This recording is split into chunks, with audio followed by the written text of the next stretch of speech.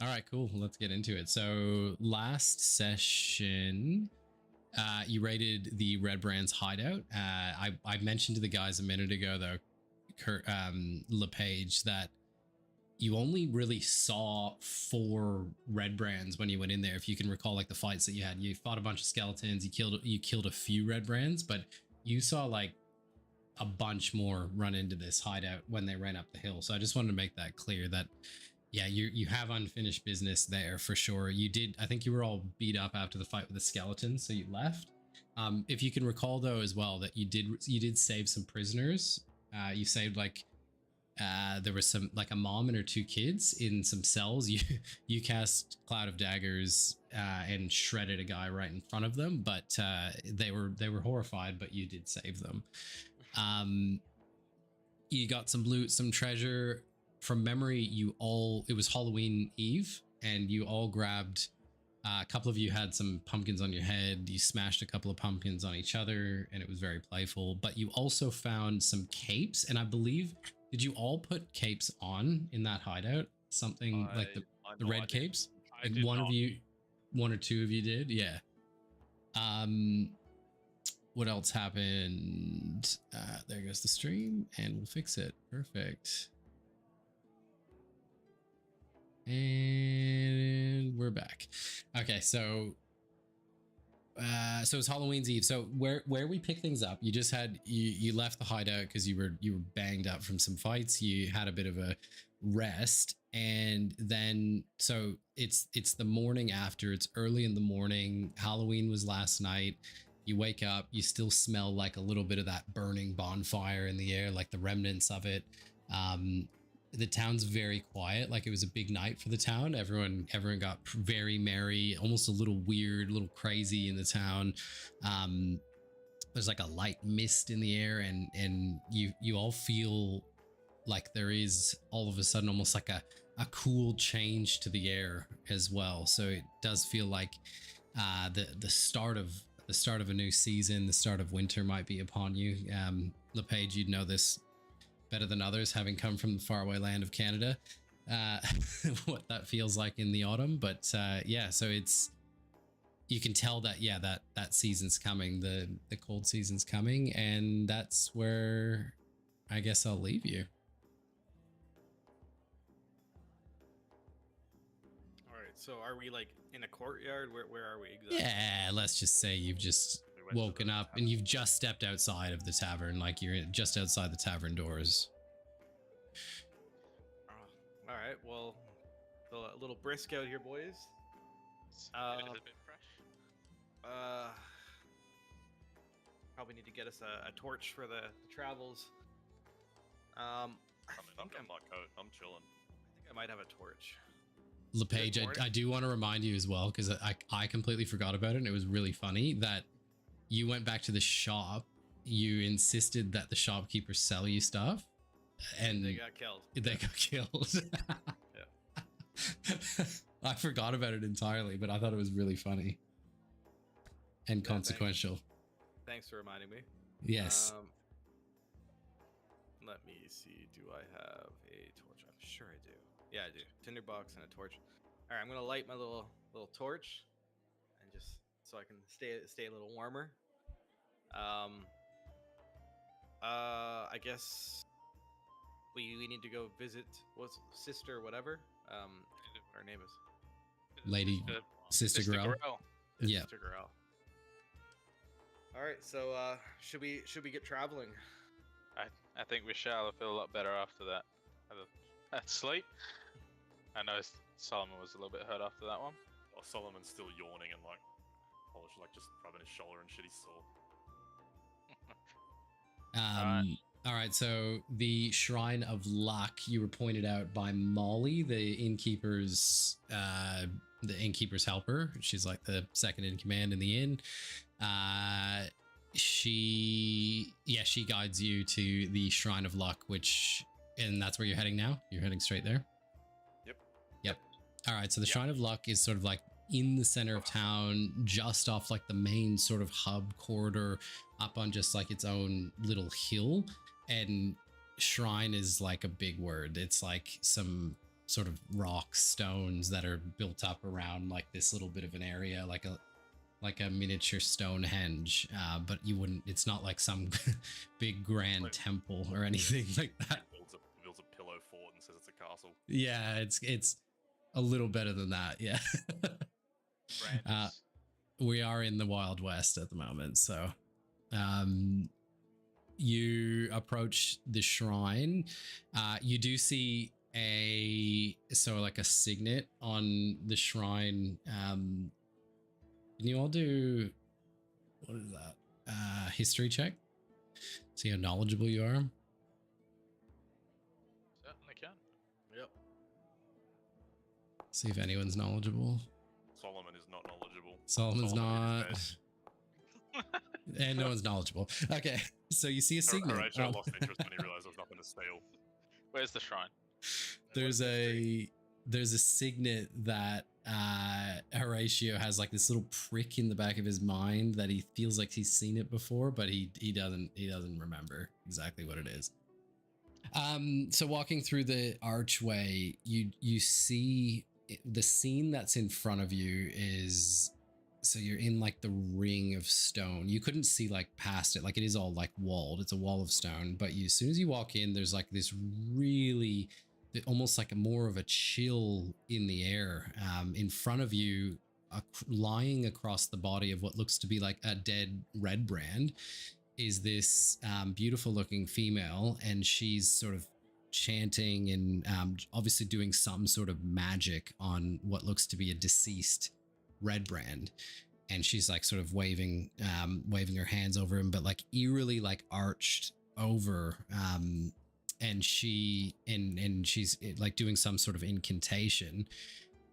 And all of a sudden from above her, like sort of out the back of her, comes this black mass, almost like a shape, almost like a demonic shadow of sorts. And it makes this eerie screech, and you can see her, she like reels back in pain, and she holds her ears, and she jumps back from the body and like shakes her head, and all of a sudden, just as quickly as it showed up, it sort of dissipates, but she's just sort of standing there in a bit of distress.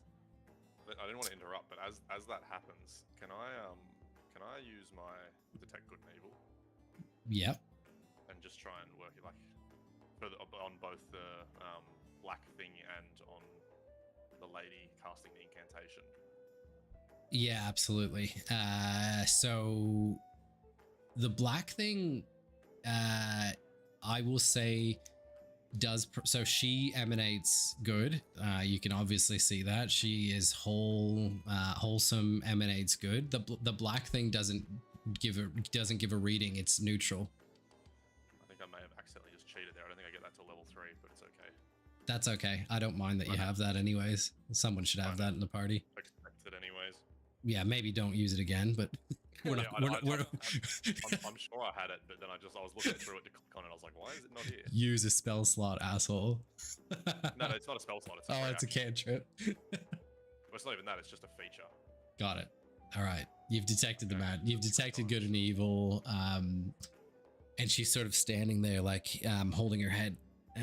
But yeah, obviously very good, wholesome. Are you gonna relay that to the party, or? Not yet. I'll let it play out. I think it's pretty obvious anyway at this stage that she's not the bad guy here. Like, it was more just to see. Like, I don't know. We've seen what we expected to see. So Perfect. So she comes over. She comes over to the three of you, and doesn't immediately like disclose like what's happened. She almost has more of a care for the three of you, and just says, "Well, welcome. Are you the three that Molly mentioned that came from lands far away?" some of us from further than others, and I sort of just like look at LePage, because I suppose that's his furthest trip he's been on. I've read And- Yes, those Yeah. three are us. Yes. And she says, "Well, I'm sure you. I know that. Oh my gosh, I forget his name. What's the dwarf's name? Shit. Horatio? Fuck. No. No, the dwarf. Fuck's Oh. sake. Gundren. So she says, I know you've obviously met Gundren. Have you been searching for him? Have you had any findings, anything, any traces of him yet? He's a friend to this town. We've been searching for him. Traces sort of seem to be everywhere we look, but nothing's really led us any closer to him, it feels like, unfortunately. It's always one step ahead, or something like that. Something like that. She says, yeah, look, since his disappearance, it's really turned from bad to worse around here with those awful men that have come through town. I wish there was something I could do to stop them. We have on some authority, the possibility that Gundren may have been captured by goblins. We're currently planning on ambushing their leader and hopefully finding out more from her when the time comes. But other than that, we've got very little information on his whereabouts. Who do you believe is their leader?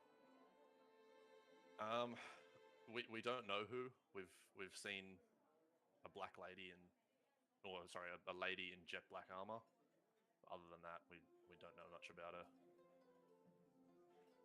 Ah, interesting. Yes, I have heard of a few sightings around town of a lady garbed in black, but I hadn't seen any disturbances from anyone of the sort, but I have certainly heard someone of that characteristic be described around these parts lately. What are you doing with that guy there?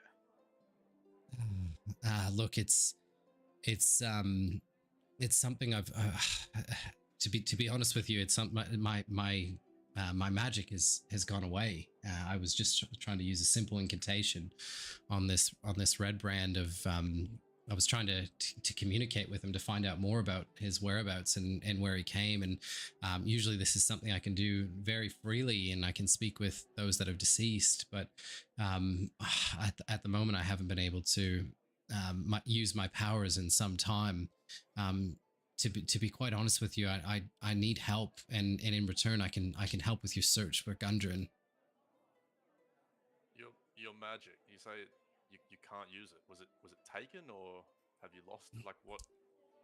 Yes. So, look, I'm from a group of harpers, if you've heard of the like, and we worship the god of luck, and my unit sent me here many years ago to bring peace and to the town of Phandalin and help it prosper.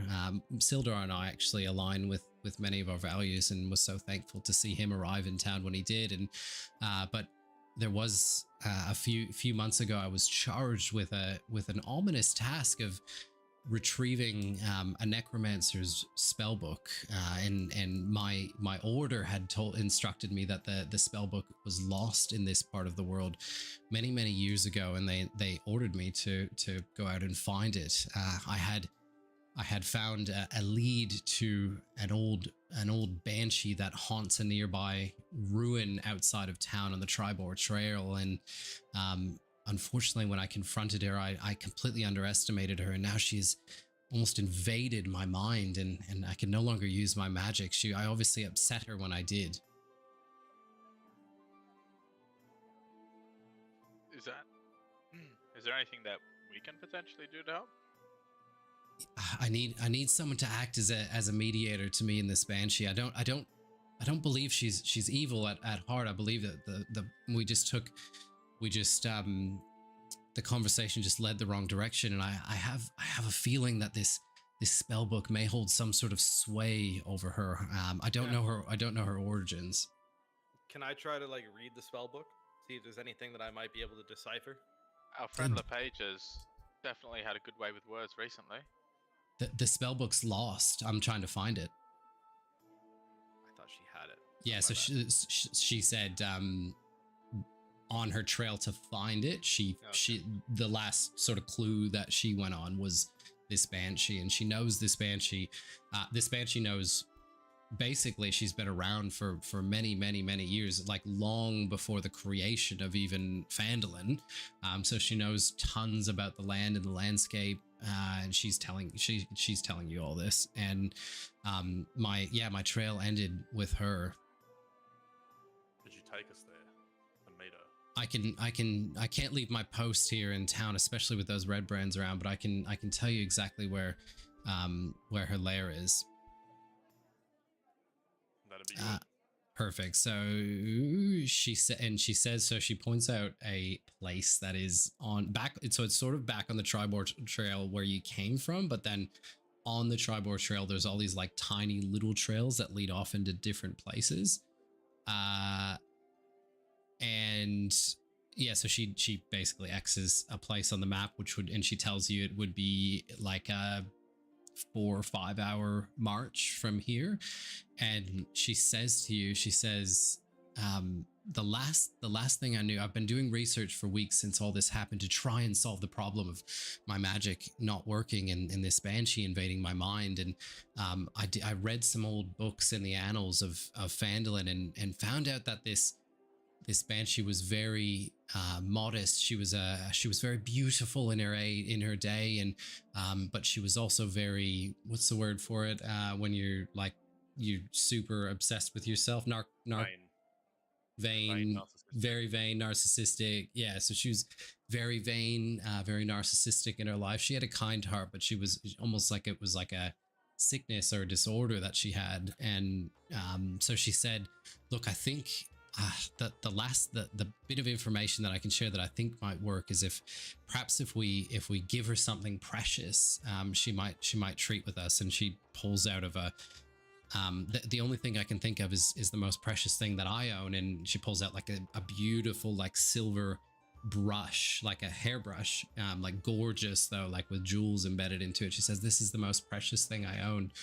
Please bring this with you to speak to her as a parting gift. Solomon's hand immediately locks onto Horatio's shoulder. Horatio's just shaking, staring at it. Horatio's hand is already in her back pocket. I just like shove the page forward to the wealthy man taking the wealthy looking thing.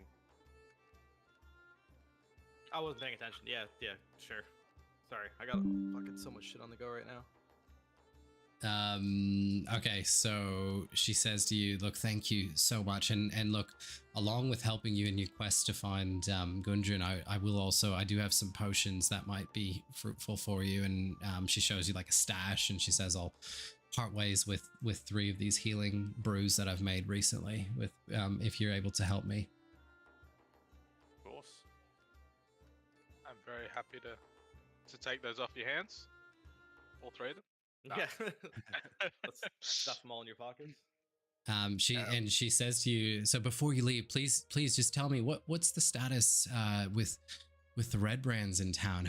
I noticed that, and I heard that you had a fight with them outside of town, and that you assaulted the mayor.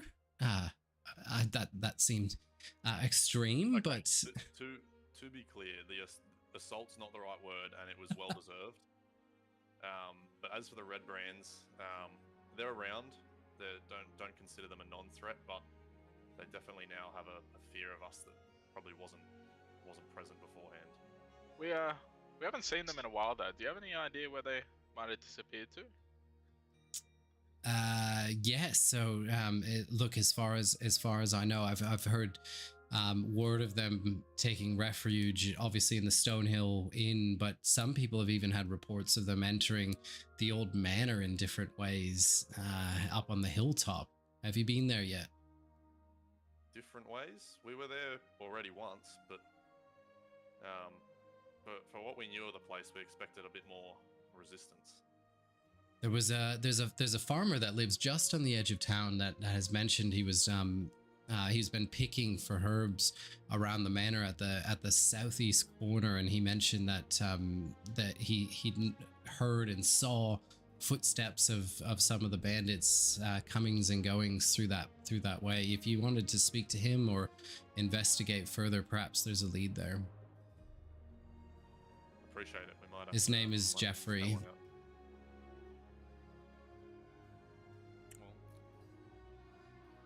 I guess we're going to go meet Jeffrey now. Jeff. All right, cool. So, do you want to say anything to her in leaving? Are we we gonna steal our potions before we go? I've Or is got that after? ones in my inventory. Bib, add a sec. Oh, Solomon, add a second one.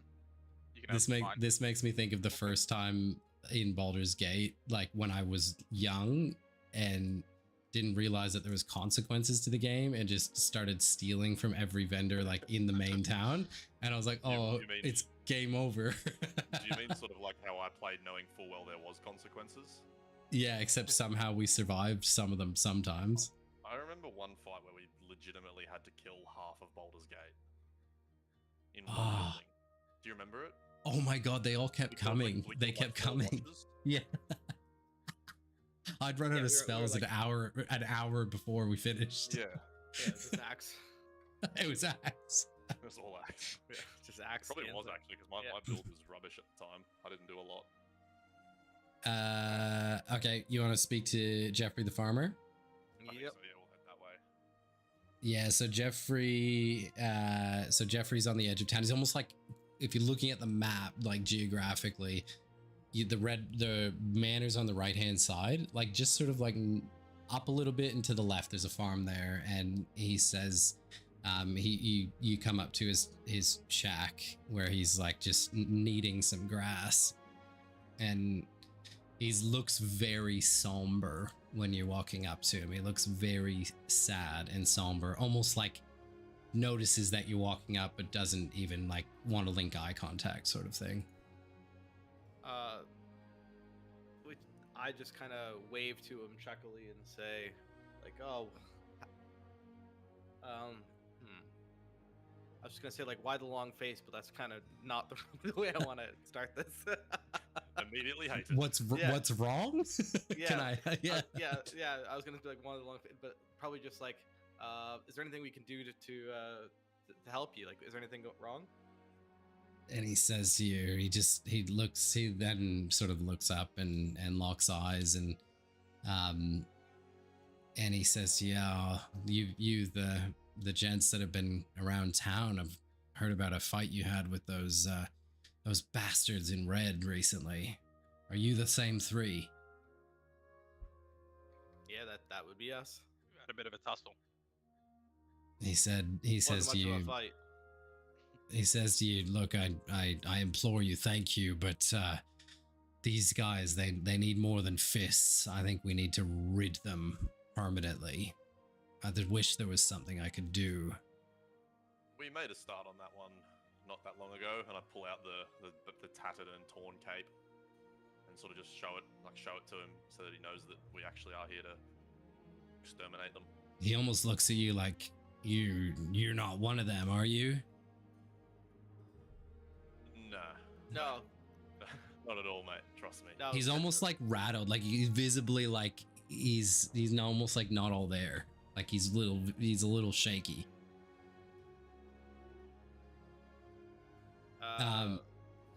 And he says to you, you know where they are, right? You know where they are. You know where they are. We know where they hide, but we were given good authority that you might know how to get in there. We went through the front entrance of the manor and didn't see very much. You went through the Apparently. front entrance. My word. No. Look, We did knock, to be fair. yeah, you trick or treated. And he says to you, he says, those boys have been nothing but trouble since they came here. They've punched, they've beat up a bunch of people I know. They've hurt me. They've stolen food from me. They need to go. And he takes you, and he almost like takes you almost forcibly and shows you. He says, you need to access this by the rear of and there's like almost like a cave or a cavern that you can see that it's up on a hill, right? But the cave is like down at ground level, like just past his fields. And he points, he just doesn't say much, but he points straight to the cave. Okay, we just kind of nod and be like, okay, thanks. Yeah, I just like offer my hand to shake his as like a thank you. Tip And your he- fedora. Yeah, and he looks at you like with a look of like he sort of comes to, and he's like, yeah, he gives you a really endearing look, like, please help, thank you. We'll do what we can.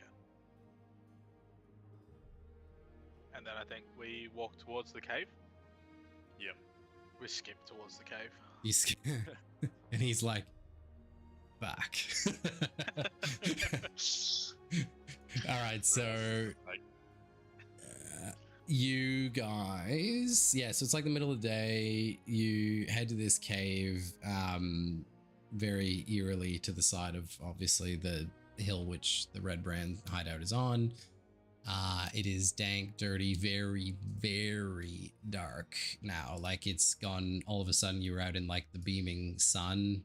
That cold, you can smell like you can feel like a cold air really whipping through it. Obviously, it was colder outside as well.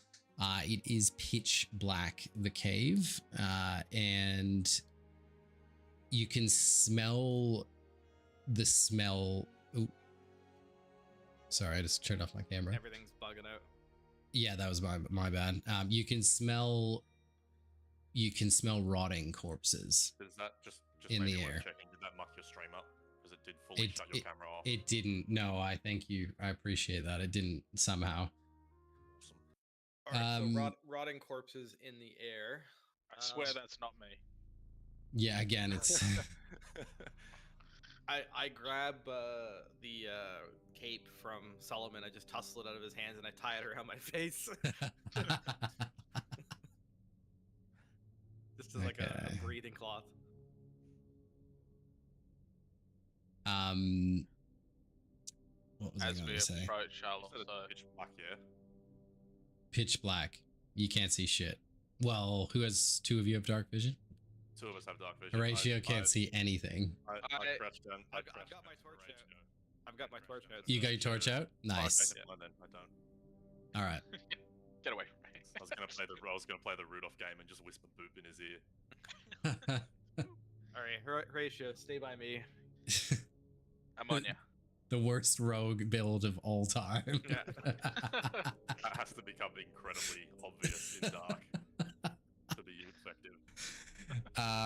Okay, so you guys have actually found yourself in a different part. Hold on. So hold on. You're the only one I can see right now. Give me a sec. Haven't we already been in here? Let me in. We're in the wrong place. You have found your way. Actually, I'm going to show you this whole room because that's just annoying. So you can see what I can see. Yeah, here. I find out of combat the line of sight thing's a bit unnecessary. Yeah, out of combat, 100%. Yeah. All right, I'm just gonna get you guys into a place where you can all sort of see your surroundings, more or less. I'd like to describe it as well. So in front of you is a large cavern. You're at the mouth of the cavern. You're surprised, like, because you definitely believe like you've oriented underneath the manor, and you're like, this is very strange. Just in front of you, as you walk out to the right hand side, you see it's very obviously very dimly lit, but you see like a ditch almost that's been cut through the stone. You can't tell if it's man-made or not, but it's like a crevasse sort of thing. Not like a deep, super deep crevasse. You're talking 20 feet deep, 10 feet wide. Like it's not not super ominous, but a bit odd that it's there. You also see two bridges in front of you. So there's one bridge sort of somewhat in front of you to get to one side, and then there's a bridge to your north to get to another. I'm actually happy if you sort of want. Actually, no, don't worry about it now. Dimly lit. There is a couple of torches inside. Oh, okay. Couple of torches, but very dimly lit. Pitch black. Sorry, you have walked now into a cavern which has it's dimly lit with some torches. Okay. Yeah, I'd just turn to a page then and just say to him, it might be worth snuffing the torch out. One less thing to alert them when we do get close. Horatio will reach forward and grab onto Solomon and just hold on to his and I'll pants. Put the torch out in the ground. Perfect. Looking around as well, so you're in the entrance to the cave, and across the first bridge right in front of you, you can see there is a passageway. You can also see, if I'm showing you that passageway, that's like sort of just here. There's a passageway, and there's also a passageway on the other side as well. So there's two passageways. I don't know why it's not showing you, but to your left and your right, there is a passageway. One of them would force you to cross a bridge. You could also follow like the cavern through as well. Like the cavern obviously is quite big and grand and large, and then there's the crevasse that that's getting covered by two bridges. Is the torches lighting it up enough that Horatio can like see? Dimly lit, which means Okay. you would have Candle light. I can see where the torches are, but that's about it. Yeah. Stay close with us. Yes. I'm not leaving. I ain't leaving. All right, well, let's start moving our way in. Where do you want to go? Through the cavern?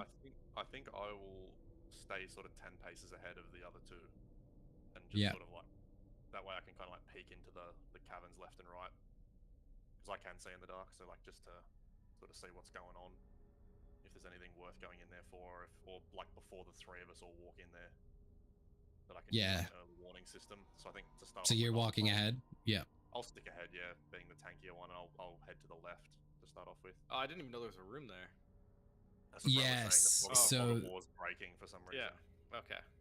Yeah, it is breaking. I don't know why. I will move you there in a minute. But yeah, so there's basically, you've got three options. You've got passageway to the left, which was just spoken about. You've got walking through the cavern, and you've got crossing the bridge and following another pathway to the right. Solomon's gonna head to the left. Yep.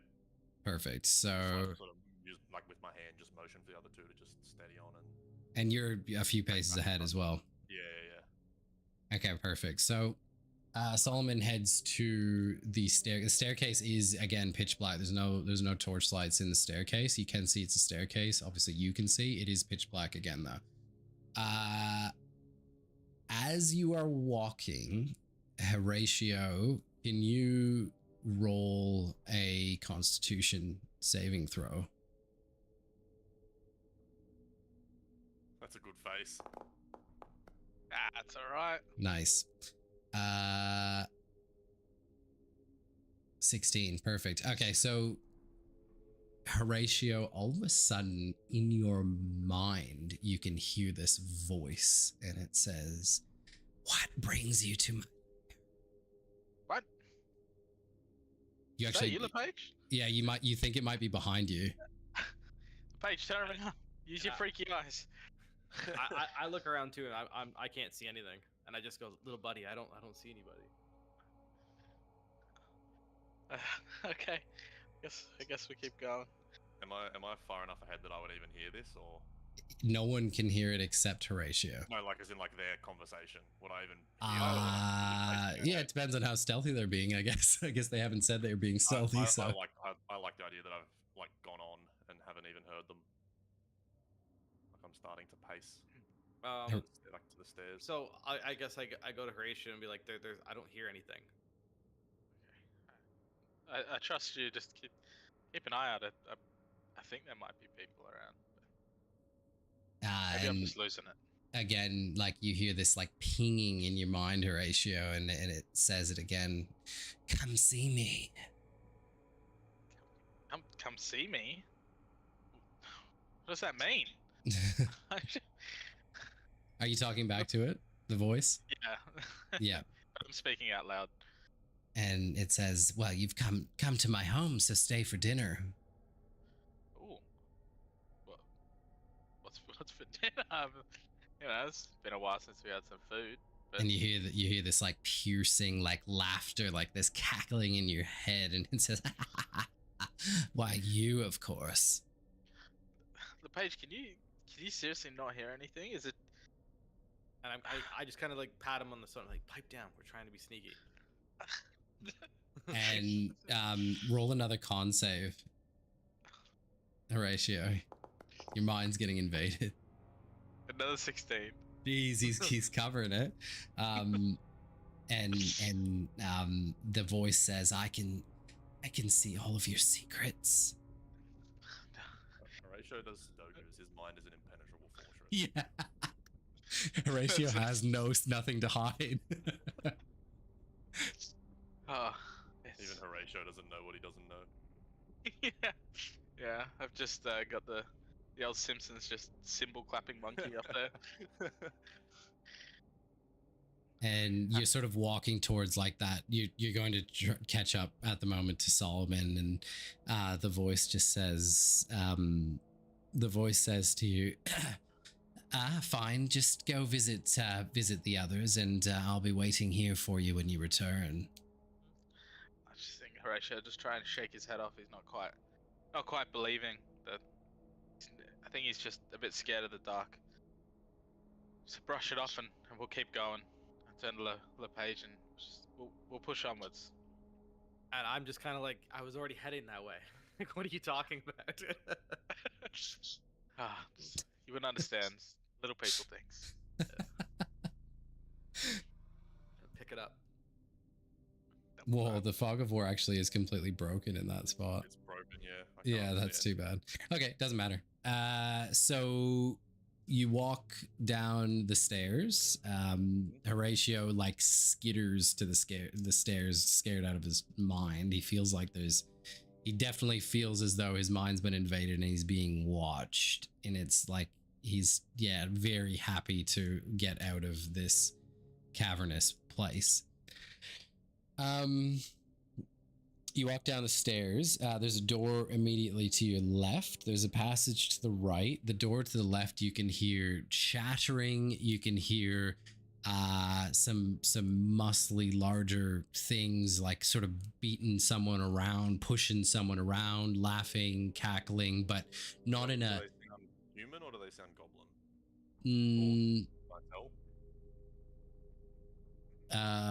They sound. You can hear what sounds to be like there is a goblin in the room, but then there's other noises from like humanoids that you can hear. There's nothing to hide there. They're talking, so they can speak. The goblin sort of, when you press your ear up to the door, sounds like the goblin's distressed, like almost he's the one getting beat up on. But yeah, you can definitely hear there's some big bodies in the room next to you. You also have a passage to the right that leads to another door. Yeah, I point at the door that's all the bangings behind it. I just sort of do the no-go sort of thing and start walking to the other one. The other passage with the door. Yep, perfect. So, all right, so you're walking up to the next room then. You're ignoring that room. You're walking up to the next room. Roll an insight check. Or, an insight. Perception, insight, same thing.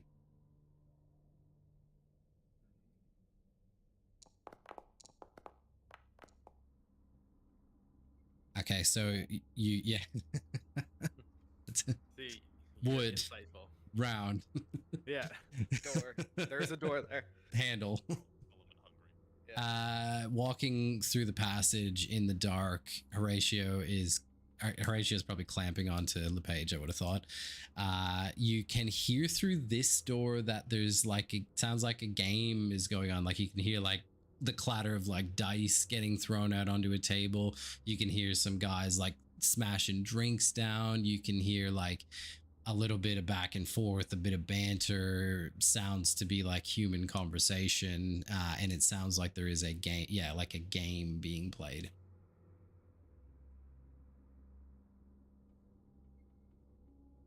I motioned to the other two and do like the come here, back to the door. Is there like any holes in the doors that we can peek through, or? No, you can't see through the door. Is there a keyhole? Yes. I peeked through the keyhole. You can't. It's a proper keyhole. You can't see through it. Okay. It's a modern keyhole. Maybe with that perception, I don't know. Yeah, that's what I was about to say. You failed your perception check. You can see through the keyhole, but Solomon doesn't think of that. Sure. Yeah, sure. All right. So I guess we don't know what's behind the door, but Solomon does. Is that how this is? Yeah, because he's kind of in front of you, and you're not talking like the passage isn't massive. Like this is like a little sort of staircase, and then you've got a left and right. Like you're talking about a 10 or 15 foot passage. So I didn't even assume that you and Horatio are still up on the staircase. Horatio's clutching you because he's scared. Yeah, I mean they're there. It's very small. It's very small. Like it's like a cellar sort of staircase. So it's all very compact. Yeah, and you've basically got these two doors on your left and your right. Well, So they are or they aren't down here with me? Yeah, they're down Yeah, there we with are. you. Yeah. Okay, I want to whisper to LePage and Horatio, should we knock on the one where they're playing games? Because I'm assuming they can hear the same thing as me. Stage, if they're right next Yeah, to me. they're down. You can all hear the same thing. So yeah, you've buzzed past the first door. You can hear, yeah, the grunting, groaning. Sounds Well, like some people are getting beat I up. pull my playing cards out of my pocket and I just start to shuffle. And I was like, I've been waiting for a good game of cards. In that case, I'd let him take the point. Yeah. So I've got my deck of cards in my hands, and I'm just like shuffling them around and rolling them around. I'm like expecting to walk into like a backdoor gaming session. Perfect. Okay, so you open the door. Yeah. All right, so I'm just I'm gonna open this door for you guys. I'm actually Again, gonna LePage take is you like the in most there. oblivious fucking posh cunt. Yeah. Yeah. He's just like he's super into it. He's like, oh, I haven't been to one of these in a long time. So the door was not locked. You push it open. You walk through. No one's actually taking notice of you. So it's like it's a decent sized room, well lit by a torch on the wall and some candles in front. You can see 4 of the Redbrands are sitting around the table, clearly drinking, clearly intoxicated. That's sort of why they don't notice you. They're like, they're pretty drunk, you can tell, and they're playing a game. There's some cash money on the table. There's some gold, silver, some jewels that you can see. And they're just having a time. So yeah, they haven't noticed you yet, LePage. So you're there sort of flicking your deck and walking in, and it's over to you. Surely I can sneak up to the table and sit down and pull my little coin purse out with my deck of cards and be like, what are we playing? I'm going for the gift of the gab. I want to try and blend straight in like I belong there. Okay. Yeah. Perfect. So, and you're also wearing cape. Yeah. Oh no, I'm wearing the cape on my face. Oh shit, you're wearing the cape. Okay, that's all right. That's kind of cool. That's a bandity type thing to do. Okay, so you walk over to the table. They notice you. So, where are you? Where's Solomon and Horatio? Are you standing outside? Are you waiting? Or are you backing him up? I think Solomon would be sort of like pretty much exactly where he is, kind of just leaning against the door frame, just observing. Sure. He's unsure if this is going to be hilarious or terrifying. Horatio is too scared to wait outside by himself. Yeah, I figured. He can't see. The door is. And he can't see. Okay, so you're all seeable. You're all going to be seeable here. So they all sort of jump up simultaneously and like look over, and they see this scrawny teenager and is wearing a red cape around his face, and they look at you like a little like they're drunk, but they look at you like completely confused, and they go, "Who the hells are you guys?" I'll be like, they sent us down to get into the games. We're high rollers. I brought a fat coin purse. I brought a big coin purse to play with. Coin purse? How much money you talking? And you need to do a deception check as well. Is it deception if he does actually have the big coin purse though? No, I think he's just deceiving that we're that we're you're down here. correct. Yeah, that we're actually down here. No, he's got money. Yeah, he's got some money. Yeah. Oh no, it was on 17. Damn it. It was. they're not buying it. They're like, they see, because one of you isn't wearing a cape either, so they're not buying it. They're Ratio not exactly looking like a high roller. yeah, Horatio's yeah, that's exactly what they say. You can't trick us, and they sort of like they go to pull their knives. Before they do that, I'll be like, no, he's my show. He's the performance. And I cut them off as they're pulling out their blades and be like, no, I brought a performance act with me. Just wait. You brought a performance act with you. And they say, well, you better get to it then. We're all here having a good time. You better get to it. What do you got for us, little man?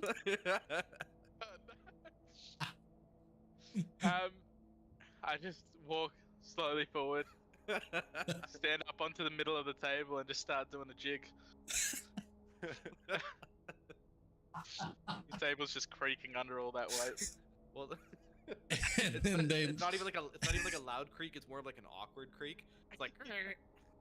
Are you actually? Well, I won't ask this question. Roll a performance check.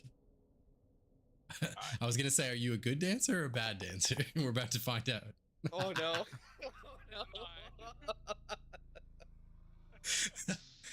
So, do we all have the same vision in our mind of what's happening? Yeah.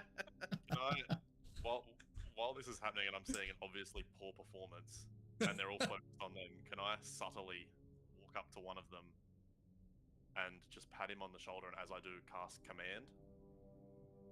Yes, you can do that. So, without taking away from anything from this performance. No, it's for the bit. Trust. So yeah, you keep doing your thing. I'm gonna keep narrating for a minute. So, Horatio's on the table, fully clothed. You haven't taken anything off yet, or are you belly dancing? Yeah. Why was that the first thing you went to? Well, I didn't know what his definition of the jig was. So, different types of jigs. Yeah. No, there's not. Yeah, there's only one jig. You know the Irish thing where their head doesn't move, but their toes just like flopping about in the. I didn't know that. I didn't know that was specifically the jig. Perfect. He's Irish dancing on the table. Okay. Poorly. And he's a chubby little guy and a guy. And so they're not buying it. They're like, what is this? And they're like, can he get his feet away from my gold? And they're disgusted. Yeah, you go now. I'd cast command as they're not buying it. And one of them has to make a DC 13 wisdom save. Perfect. Bandit number 1, DC 13 wisdom save. What is his wisdom? Is wisdom... Oh, okay. Yeah, it's just... Yeah. All good. He succeeds. Of course he does. He succeeds with a 16. What is the consequence for that? Well, he knows you've casted magic now. Yeah. I don't think he does. It does. I don't know. I think he does now. Because if it was in Baldur's Gate, you'd try and cast command on an enemy, and you're all of a sudden in combat. I think they know. If you fail and they get the saving, I'm pretty sure they know. Yeah, they're aware. Yeah. So he so the bandit we've all failed now. Yeah. You literally all failed. Yeah, we've all failed our deception. Either way. Combat. Past it. The command was going to be cheer, so I was just going to pat him. That's what I thought. That's what I honestly thought that was going to happen too. That's what I thought too. Like the pack mentality. Good. I thought you were gonna make him throw some money at the table or something. Just start going like doing these ones. Yeah. Unfortunately, you didn't. And at this stage, the bandit turns around. He like kicks your hand off of him, and he's like, "These boys are crazy. Let's get rid of them, gang." And you are rolling for initiative now. With Horatio in the middle of the room, the page is. That's it. You're all in martial. You're definitely all in martial combat. Horatio's rolling. He's got their knives to their ankles. All right, let me get you into combat. At this point, yeah, like I'm kind of just like looking around the room, being like, "This is just terrible." Missed Like, what a- opportunity if Horatio doesn't flavor all his attacks as melees while he's dancing. Kicks and shit. The VGT is a little laggy tonight. It Yeah, is. it's been lagging for me. Yeah, It it's crashed been on me laggy. earlier. It crashed and kicked me. Yeah, interesting. It's been laggy. Don't know why. Okay. Let's go. Oh, Horatio rolled high. He was on the table, he was dancing, and he rolled a very high initiative. That's because he's been like scared shitless for the last little while, and he's just jumped on top of a table with 4 bandits around him and started dancing. He's like, I'm ready for fucking anything. In this moment, do I flavor it before I try to attack, or do I attack first? You can do whatever you want. You can do both, I suppose. Yeah. Alright. I guess I'm gonna try and flavor it, and if I fail to throw, I'm gonna be really upset. No, actually, I'll attack first. I will attack with a dagger. I'm just gonna move this so it doesn't look so clunky, but you're all in There's martial an 18 combat. hit. Wait, I've got to pick someone, don't I? Yeah, don't worry about it. I think they're all the same. Yeah. Alright. Pick someone if you want, like say top I'm left. gonna pick the top left one with the hair. All right. That hits. Definitely. Okay, cool. So what I want to do here is Solomon was saying, just quickly draw my dagger, and then as I drop it, just absolutely kick it as hard as I can straight at his face, which is about the same height. And I'll roll for damage. Wow. So you're dropping the dagger and kicking it into the guy's head Yeah. at the That's like wow. So violent. That is fucking violent. I didn't like my That's really, that's really my- fucking I'm violent. gonna get banned. He No, I was escalated expecting- I was that. expecting like comedy style, like Pirates of the Caribbean style combat. Instead, just booting a dagger to the dome. They didn't appreciate it. Alright. All right, so you've in one, like sort of like Arya Stark in Game of Thrones, where she drops the dagger into the other hand and kills the Night King, sort of thing. Yeah. Except you dropped it into your foot and kicked it into the guy's head. I like Yeah. it. Okay, you've hit him for 5 damage, and he now has a dagger in his head. I guess. Damn. So, would that be Oh, like sorry. bleeding or? Yeah, I will give you that he's Yeah. bleeding, because that was pretty flavorful. Yeah, that's pretty wild. How do I add that effect? It's still your turn. And then He's bleeding Can I- heavily. can I try to hide on him? You can try. I'll try it. You got 4 guys to succeed again. This seems somewhat ambitious. It's also Yeah. I don't even think I think you have to have partial cover to hide. I think you do Anyway. too. That's what I said. As a halfling, I can use a person that's bigger than me to cover. So what are you doing? Like jumping what? behind one of them? Yeah, Kind of just diving between his legs to break line of sight. I guess that's it. I'm gonna have to make you roll for that though, because Yeah, it's there so is a I roll like for it. even if it's oh, is there a roll for it already? Dexterity stealth check. Sure. Oh, it doesn't say what value, but you can set whatever you want. Yes, just roll it. Yeah, with your proficiency. 19. Sorry, roll with disadvantage. Roll again. Disadvantage. Okay. That was my Hold bad. on. Yeah, it was my bad. No, sorry. I'll give you. Well, I guess it's not gonna matter. The 19. 16. You got another 19 and a 16. Okay, so what is that? You're gonna succeed in that. What does that look like? Because I don't know what that looks like. You got a chubby guy on the table dancing around, and all of a sudden he's sweeping between one of their legs and hiding behind them. I'm gonna quickly dive between his legs and then stand up. So there's his legs, dive between, and then just stand up right behind him and try and hide in his shadow. And it's like a comic book when someone slides between someone's legs and like whoop. Yeah. No All right, object bonus. show cartoon is what I meant. Rank teammates. Perfect. So you're hiding right now behind one of them. They've lost sight of you. Unbelievable. Okay, is that your turn? I'm That is my assuming. turn. I'm done, yeah. All right, Taking Bandit. advantage of The D&D one rules is always next. fun. What was that? Taking advantage of D&D rules is always fun. If the DM allows it. Yeah.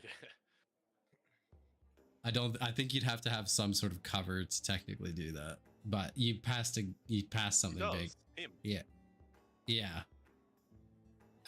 Okay, so Bandit next to LePage is going to take he draws his sword and lashes out to LePage. I'm assuming that is going to hit, and I'm just going to roll for damage. Definitely. Damn! 6 damage, slashing damage with his scimitar to LePage. Ow. Ow. Bandit number 2 is going to do the same for the big Solomon. No, Nope. sir. Solomon. I'm going to swing back at the one that just hit me with a good old hilt smash with the greatsword.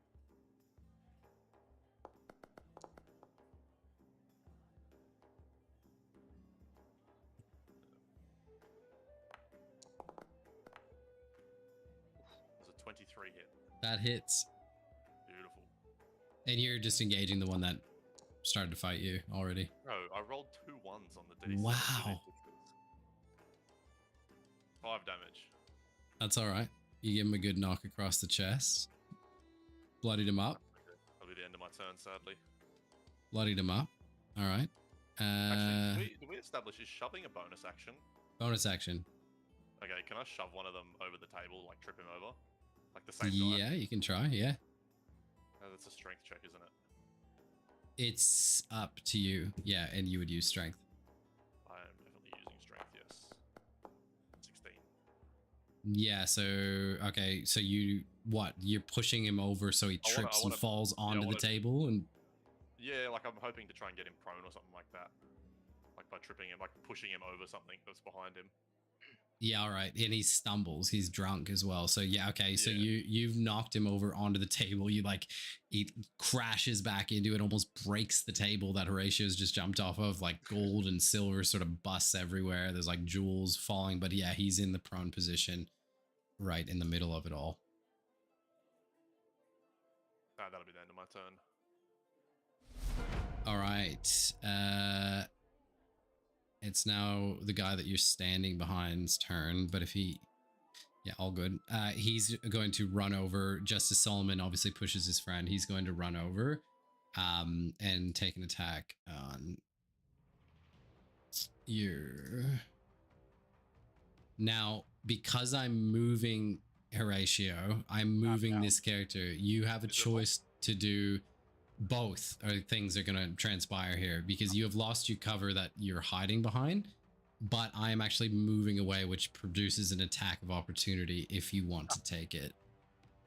Yeah, I'm about to be visible, so I will take it. Actually, I shouldn't have rolled there, but I'll keep it anyways. Okay, so roll for an attack. Normal attack with your short sword. Fuck. You hit him. 21. Yep, so normal damage. But that's not within sneak attack distance, or does it not really? Can you apply sneak attack to an opportunity attack? Yep. I'm not too sure. I don't think so. No, it says once per turn, so I'm guessing not. Yeah, it's not your turn. You can. It still counts as his turn though. So when it comes around to his turn on the initiative order, he can't do it. So if he used sneak attack on his turn, he can't sneak attack for this. But if he didn't use a sneak attack on his turn, then he can. So it's per round, pretty much. Pretty much once per round. It's on any attack, even if it's an opportunity attack. Because I remember I used to do it all the time. You can do it in Baldur's Gate. So if it's an opportunity attack, you can sling it off. Yes. 100%. Nice. All right. Cool. As long as you have advantage on the target. Sure. Which if he's hidden. 8 and a 2 for a total of 10. Total of 10, and that included sneak attack and normal attack. Yeah, done. Okay. You give him a good stab in the back with the dagger. This is the one with the dagger in its eye, by the way. Bloodied everywhere. You stab him in the back with a dagger, and he is still up, but he is able to move. And unfortunately, he took a swing. He took a swing at Solomon, missed, but the bloodiness from him has actually corked him. He's dead now. He bled out on the floor from all that violence. So it won. Horatio's going full fucking. He's continuing the slasher Halloween theme here. Okay, last Redbrand is going to take a knock. So you've just shown yourself.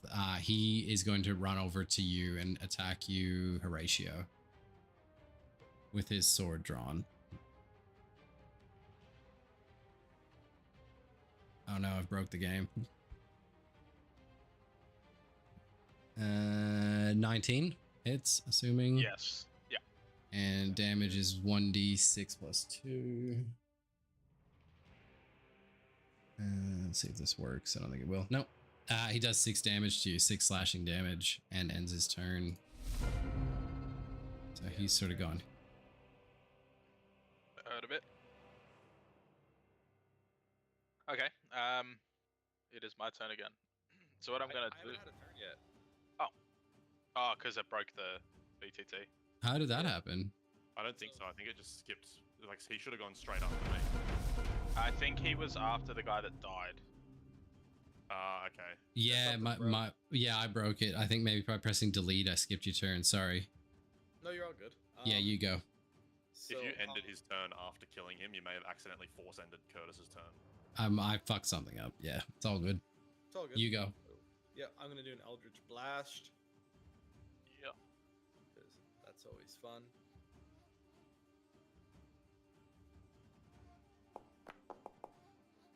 Oh yeah. Ooh, right. and that does a knockback too, right? I don't think so.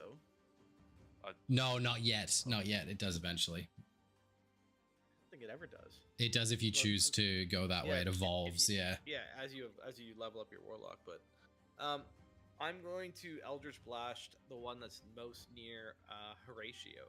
Yep. And if you're locked in martial combat, do you roll with disadvantage to shoot a ranged spell? Am I If you're still? in melee range, yes. But haven't they all moved? No. So you do have one in front of you. This one's in front of you. Like he's locked in combat with you. Okay. Yeah. So does that change your opinion on what you're gonna do?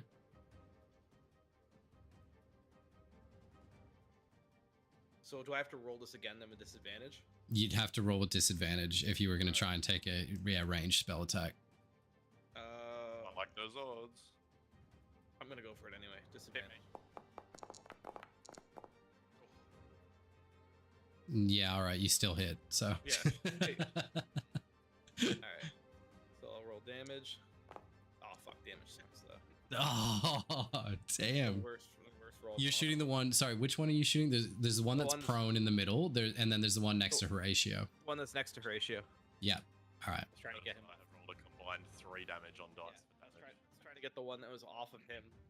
So you sort of like the singeing of the bolt, the electrical bolt, like pink purple bolt crackles in the room and lights up the room and smashes the wall and tickles the bandit in the back as it goes past. But it does do damage. I'm kidding. Okay, so I'm gonna skip this guy's turn. Sorry, is that your turn? You still going? No, that's it. That's I only get one turn. No bonus action? Not doing not anything? this turn. No. All right, Horatio, you are locked in martial combat with one, and you've got a prone one in front of you as well. I'm probably not going to do it, but just checking based on what we were chatting about before with the sneak attack. Would that mean that technically I'd get one back because it's the next round? It's the next round. It's a new. Yeah, so you can take attack now, yeah. Well, I'm just going to attack the guy that attacked me. So I don't know how to describe him. He's got a cape on. Yeah. I'm just going to attack with my trusty short sword. Yep. Well, yeah, I'll do sneak attack then. It's like the only thing I got. You Does that do the team hit? are. I think it does. Yes, but hold on though, team. He can't sneak attack unless he has advantage. Is that correct? Oh, actually, I can't sneak attack unless no, he can. you guys He are can. near him. Because he's in melee combat with Curtis, so he can sneak attack. Nah. No, he's got to be. I'm not in melee combat with that guy. Oh, okay. I thought you were attacking the same dude. My bad. Got it. Okay, so you can sort of do like cool shit, like roguey shit, and like jump behind your friend and come back out with a knife, but he's not there. Yeah, he's not next to you, so you can't sneak Yeah, attack. you're right, I can't. Yeah, cool. easy. Alright, Normal I'll just damage. roll damage. 6. 8 big 8. damage. All right. Even a good. Was that short sword or dagger that you? I went short sword for that one. Nice. Okay. Well, he's looking a lot more worse for wear. Also bleeding. Bleeding condition applied. Nice. And then I will actually try to disengage. Yep. With that. That's right. You have cunning action. Yeah. Yeah. So does that mean I can just move away? You should be able to just But, get away yeah. from So normally disengage is an action, but for rogues you have cunning action, so you can do it as a bonus. And then I ran away because I'm a little bit hurt and I'm sad. And Yeah. That's my. Yeah, well, I tried to save you. Like, I was actually trying to like help you, and I fucking threw. You threw a pebble at him. Yeah. You tickled him. All right, so this is the bandit that is, he's standing, he hasn't actually been damaged. He's standing right in front of LePage, and he is attacking LePage with his scimitar again. That hits. Fuck. Was that 2 20s in a row? Fuck. Yeah. On you. 5 slashing damage on you, LePage. All right. And LePage is dead. The page is having a hard time. Yeah. I kind of just like signal to the guys that I'm in the struggle bus. So this bandit, like, he shakes his head, shakes too. He's the one that got knocked down onto the table. It broke everywhere, and he sort of like kicks himself up, looks around, recomposes himself. But that's his turn. Like, so he's got up now. He's back into position, but he can't do anything on this turn, essentially. Solomon, it's your turn. You're still technically here, like So the prone dude, is he prone? No, he's just got up. He's just got up. Okay. Cool. That was his turn. He got up. Yep. No worries. I am going to. Nah, I don't want to smite him yet. Not worth wasting it on these guys. I will just do another great sword attack. I need to set up Divine my Smite. hotbar. Shit. Well. That's a miss. That's unfortunate. Fuck it. I shove him again and trip him over.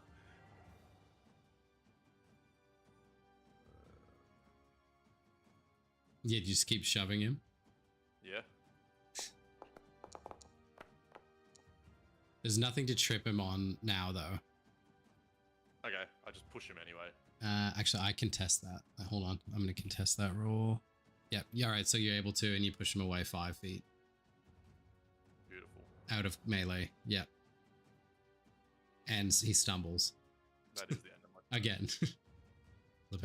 LePage. So you do have, you are locked in martial combat with 1 right now. Okay. I am going to swing my dagger at the guy in front of me because I am bleeding all over myself. You are. Oh, you have the bloody condition as well. Yeah, I'm like a little schoolgirl right now in our first fucking period. I haven't been the one that fucking copped it. Did no one hear what I just said? I did. I heard it. I Yeah. was walking over it, bro. Alright. There's a big beep on Brad's stream for some reason. Yeah. I don't know why.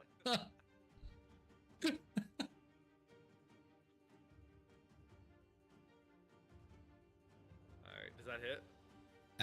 Yes, it does. Sorry, I didn't realize you rolled. It does hit. Sweet. 4 Yay, damage. Yay! Some All right, damage has so- been done.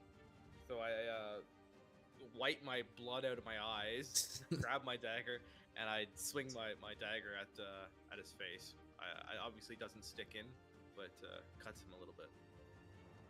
And then for my bonus action, I'm drinking my last potion because I'm going to die. Normally it's me in that situation. Yeah, I'm like, I haven't even taken a hit this fight. 9. Perfect. roll, though. That's a good roll. Sorry, I wasn't paying attention. Oh, that was a healing potion? Yep. Yeah. Perfect. I had to. Yep. Alright, Done. That puts me right back in the fight though. He's back. Yep. All right, buddy at the top is going to take a run straight down at Solomon. And he's going to attack. Whoops. See if this works. It does. That is not gonna hit. That's a miss? Okay. That is a miss. Now he's seen you shove his buddy around. He's gonna shove you around. Roll a strength check. So just a strength plus your, and I'll do the same. 19. He pushes you on the chest and you stay very still. He falls backward. Yeah, he falls backwards. Horatio, it's your turn. All right. Just for a sense check, they're all at a similar like condition. They've all been weakened, just for your knowledge. Cool. I heard the page's cries, and I want to be the one that helps in this fight. So I'm gonna start forward. Fucking dance on the table. I'm going straight back You up. threw him under that bus. You threw him there. I'm gonna go to his side and then just a classic draw the short sword and try and hit the one that's closest to me. Yep. And I will sneak attack if I can. I don't know if I can. 13? Ooh, you hit. Yep. Ooh. Alright, well, we're gonna overkill him. If we can. Overkill. Doing that one. Or maybe not. Fucking lots of ones. Yeah, it's one central tonight. One central. Total of 9. Total of 9 is you are going to kill him. As I rush past LePage, in an act of trying to be a good friend, I just swing up from the bottom with my sword and just cleave straight through his gut. Just bleed him right. There's blood everywhere in this room. That's it. Just blood Paint it red. everywhere. Painting it red. It's the Redbrand's hideout. Remodel. Is that your turn? You have Yeah, some that's my movement? go. I'll Yep. stand by him. Stand by, flexing. Okay, this bandit's just been pushed. He's gonna run back to Solomon because he's pissed at Solomon. And that's not gonna work. Broken it. I'm rolling.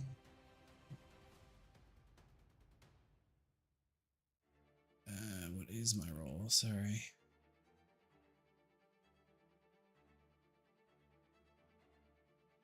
+3. 12 misses, assuming. 12 does in fact miss. Yep. All right. Damn. All right. He's gonna try and push you up against the wall. Roll me a contested Ooh. strength check again. Can I fail it deliberately? Yeah. Jeez, it's really gotten. Yeah. Oops. Yeah. 10. Ooh. It's a tie. So he goes to push you. He is successful. He smacks you up against the wall and I'm- has his knife I'm to you. almost certain that if it's a tie, the I don't status know. quo remains. So it wouldn't work. Yeah, but if it's a tie when you attack, though, you always get it. So I think you Yeah, but get it. That's a goal you have to meet, not a contest. I agree. I like it though. I think there should be another rule if you do tie that you should roll again or do something different. I don't know. We can do a roll off if you want. I'll roll you again. What are you doing on camera? 20. Oh, you got a nat 20? Damn. 5. Wait, what did you roll? 5. Okay. 5. All right, he doesn't move. Confirmed. Solomon, it's your turn. You've just been nudged by 2 people and stood very still. Stalwart defender in front of the 2 of you. Stab the dude on like above me Yep. to start off with. Don't stab the dude above me. Yeah, you missed. I instead get distracted and shove the dude to my right. Again? 3rd time? Fucking oath. All right, I'll go contest you again. 17. Oh, plus I got you. I got you that Did ya? time. Fuck. Yeah. 18 plus 3, 21. Oh, sorry, no. 18 plus 0, 18. Still got you. Either way, still got me. Yep. He doesn't move this time. He's ready for it and he like counters it. like a cool judo move. Turn done. Yep. LePage, you've got one right in front of you attacking Solomon, and one. All right. And he's still within distance. Yeah. All right. So we'll go with the old dagger express again.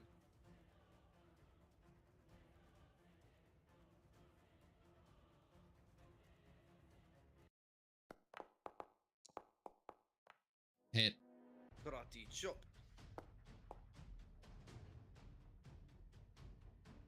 Three damage. Damn. That does not kill him, but you are going to damage him. Damn. I don't do much damage with weapons. And then I skip my turn. Yeah, I use spells. All right. Okay, this guy's gonna go for another attack on Solomon with his short sword. The enemies are so boring at this stage. Like, they do nothing. They have no attacks. That's just like below level D&D in general. Combat's just very. It's just the flavorous. vanilla, isn't it? Hey, you want to look at my inventory? I got a sword. Take it or leave it. I'm assuming a 23 hit, so I'm gonna roll for damage. It does in fact hit. It does in fact. Yeah. 5 time slashing I've done damage. Oof. All right, he's gonna skip his. He's gonna finish his turn. It's Horatio's turn. Alright, I'm gonna go for a standard old backstab with a short sword. This one is sneak attackable. True. Yes. Oh boy, big Does that damage. hit? No. Doesn't even need it. All right, so you're attacking the one right in front of you? Yeah. He's got his back turned to you as well, because he sort of shoved Solomon up against the wall, and he's exposed. He's also already bloody. How you gonna kill him? I still want to know what the damage number is. Oh no, sorry. Yeah. Sorry, go with the damage. Alright, I'll do that. Do I do crit hit? But That we one? just what did we decide with the crit though? That it would be So it's a minimum max damage. yes, minimum max damage. So we'll look at Horatio's card for that. I don't know what that So means. normally it would be 1d6 plus 2, 8. So that becomes an 8. Okay.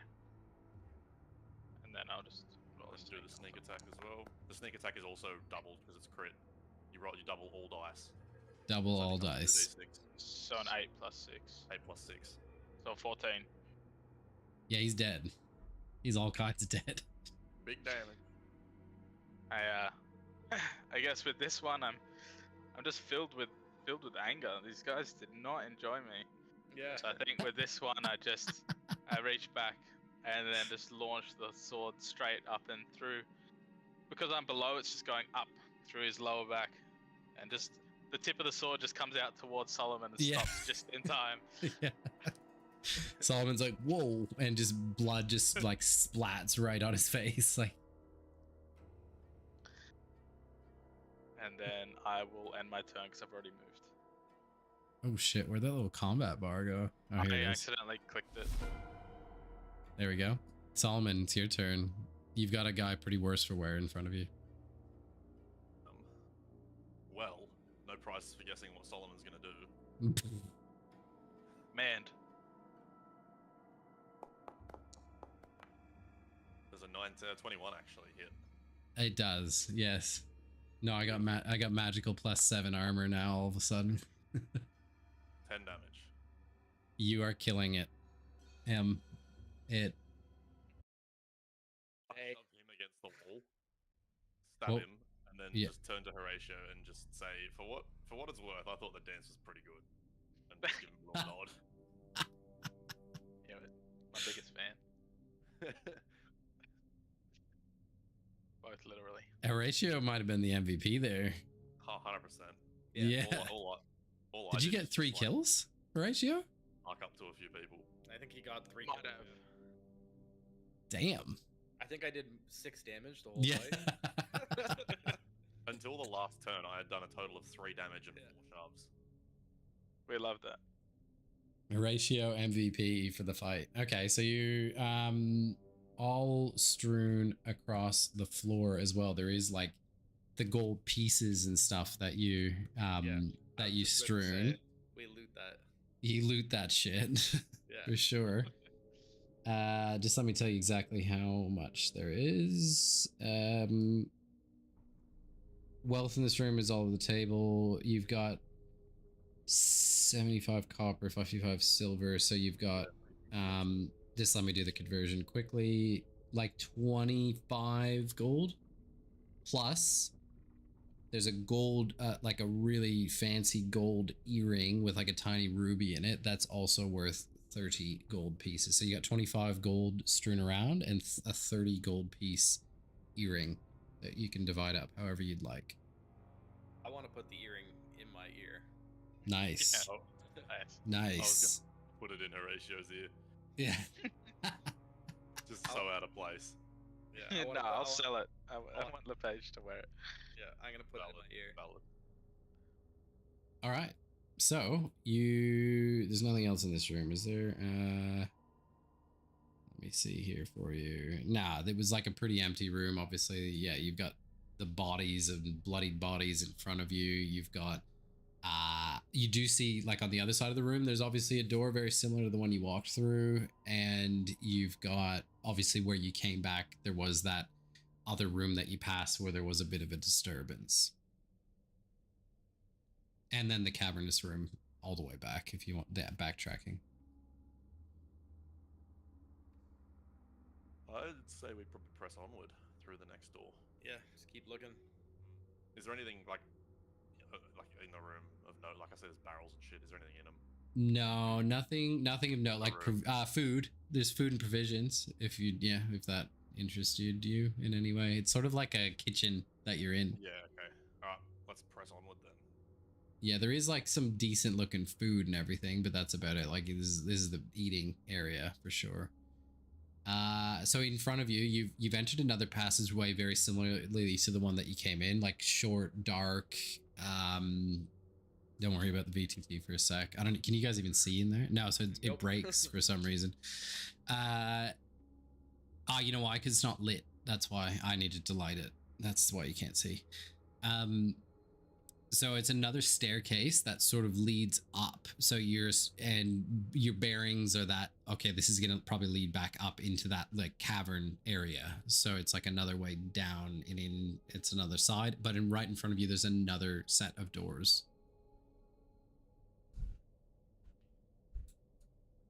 Are the doors locked?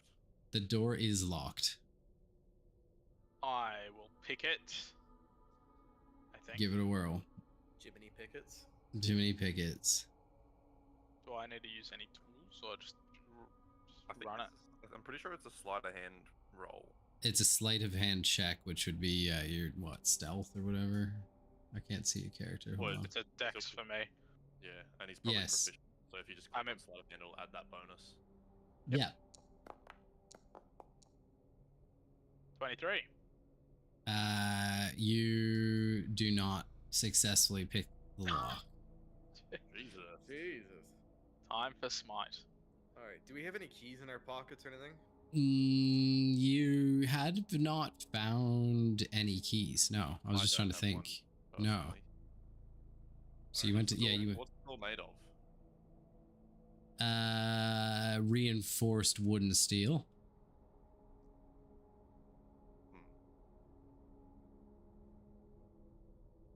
I think we head the other way Yeah. and come back to this room later. So even if it's sturdy, I can't even do enough damage to do anything to it. It would be sturdy. It's a solid door. It's actually uncharacteristically sturdy for this. You haven't seen a door like this in the hideout. Like it's uncharacteristically for this place. I suppose we'll have to look for a key and come back for this one then, and I'll turn around and start strolling back out. Okay, so if you're strolling, so you obviously as a reference point, so you can head back. You've obviously you could just walk up into the cavern, and then you've got the room that you had the scuffling down below. So those would be your passageway options. Yeah, so I want to turn to LePage and just say to him, do you want to try talking your way into another fight, or maybe you'll have more luck with this door? Mate, if Not you to make the me other dance door. again, we're having another fight. I'll tell you. That. I just wanted to play a game of cards. I don't know why we had to fight. Everything ends with fighting with you, LePage. All I wanted to do was play cards. You just get you like get everyone killed. Yeah. That's my inner warlock. Before any of them have the time to say no, I knock on the door and then get behind them. Nicky Nine Door. Yeah. Yeah, that Australian thing. Knock and run. All right, so I'm just gonna drag you into the room. I'm gonna group you up so you can sort of see what's in the room, because you've actually it's just Solomon's seen it. So what you can see. All right, so you open the door. No, you don't open the door. You're knocking on the door. Sorry, you knock on the door and then you jump back and you. So you in? Do you run back to like the room that you're already in now, or No, do you? Actually, you know what? I don't run. I stay at the front. All right, you just knock. I knock. All right. I keep my sword hidden like under my what do you call it? My cloak as well. Do you have Redbrand stuff on, or is it just I have a Lepage? cape on. No, I took the cape from you and I put it on my face. Oh, that's right. So I've just got my fur coat. So I hide the sword under my fur coat. Oh, good. So you get greeted by the door forcibly getting like opened by this enormous like bugbear, not as big as Clark that you guys fought, like not that big, but big. Before he can even talk, I grab him on the shoulder. I'm like, "Hi, look, we heard all the fun you guys were having in here, and we couldn't let it go on without showing you our traveling dancer." And I look at I look at Horatio, and I just wink and point straight at him. All right, so first of all, before I do anything, you need to roll a deception check. Probably with disadvantage, but I'll give it to you. Disadvantage. He's practiced now. Because you're talking absolute shit. They don't know that though. I'm kidding. Just keep going. Deception. I wasn't arguing. I was literally trying to find it. Oh. Dirty 20. Okay, so you walk in the door. You can see, the two of you cannot see because you're kind of behind him, but he can see that there is 4 of these bugbears in this room. Big, muscular. They look to be like more like armored than like these other people that you've been fighting. Like these guys look a little bit more serious than some of the other people you've been fighting. Not to the level of like Clark, he was a beast, but they're big and bad and ugly, and they mean business.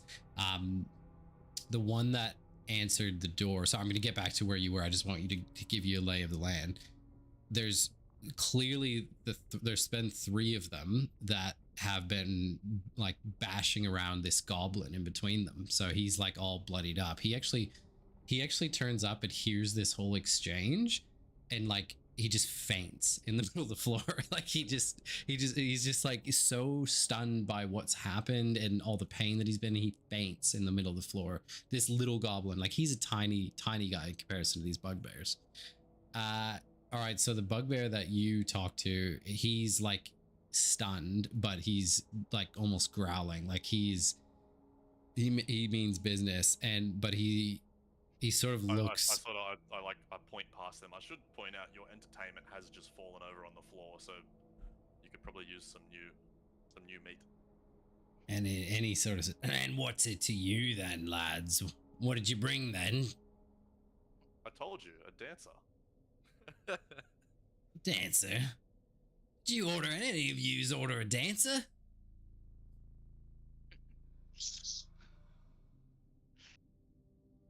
And Are you talking to us?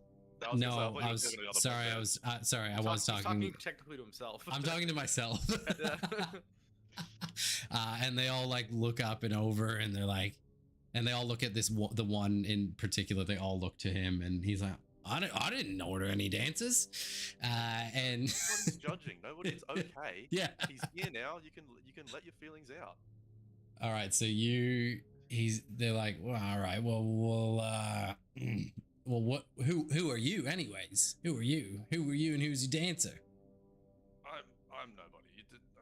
All I do is cart him around. He's a little bit small statured. Can't see very well. I'm his transport. He, on the other hand, is a master performer. You wait.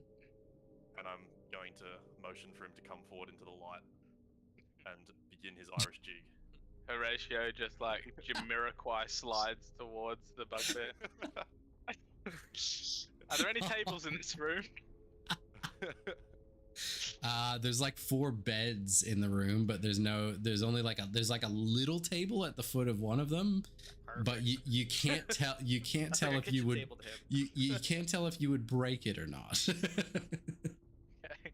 Well, if that's the case, then I'm just gonna stand right in front of the bugbear that Solomon was chatting to, and I'm gonna do my jig, my new and improved jig. Oh, it's a small room. Oh, it's a small room. Yeah, so it's a small room. Mental Like, image of like a homeless fat goblin Yeah. Jamiroquai sliding now. Yeah, just the, can we get AI to build that somewhere? Okay, Alright. so you are going to. They're stunned at this whole thing, but they do notice that you guys have, you've got like the red. A couple of you have like the red things, and they're like, "Are you the new recruits? What brings you here?" But they also notice that you're covered in blood as well. They're like, "What the fuck's happened to you guys?"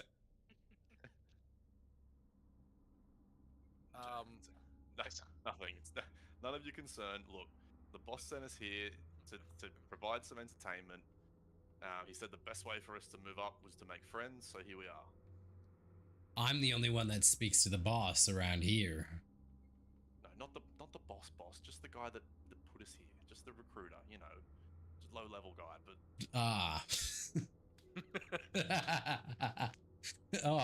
yes. Okay, perfect. I take the bandana and I like pull it over my face and I just like put it back in my head and I'm like trying to like fit in more like the bugbears. And they're looking at you like they're almost like when you walk in the room, they're like flexing and like looking down at you, like look at this little guy. Like they're showing their muscle. They're kind of stupid though, bugbears. Like I don't think they're high intelligence beings. They can speak, but they're not high intelligence beings. So they're like they're a little bit like a bit like the 3 guys trying to dance for them then. Yeah, so I guess there's nothing left to do but you to dance then, Horatio, and is that the plan? then I dance. Was it a normal roll or a So disadvantage? what is the point of this dance? Can by I- the way? can I- out of That's a good question. out of What character, are what are we trying to achieve accomplish? with I have this not dance? got a clue.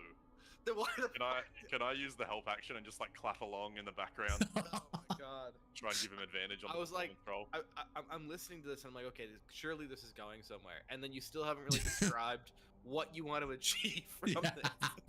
this. Well, I think in my mind, you've opened the door, you've startled these guys, you're trying not to fight them, I guess, but you've told them you have a dancer? Yeah, we are going down a hole here. Yeah.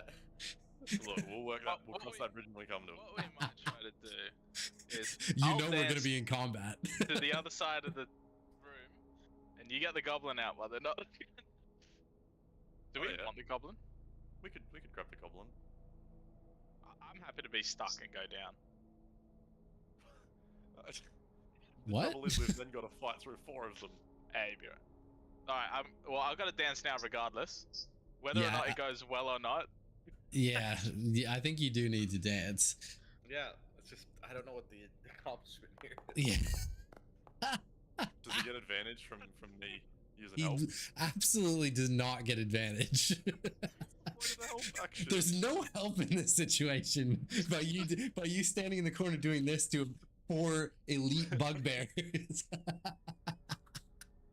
If anything, there's disadvantage. I'll give you the help action, but not in this instance. You've not done enough to convince me. No, that's valid. That's valid. That is valid. Okay. You're a shit dancer again. I've learned Okay. nothing between the last room and this room.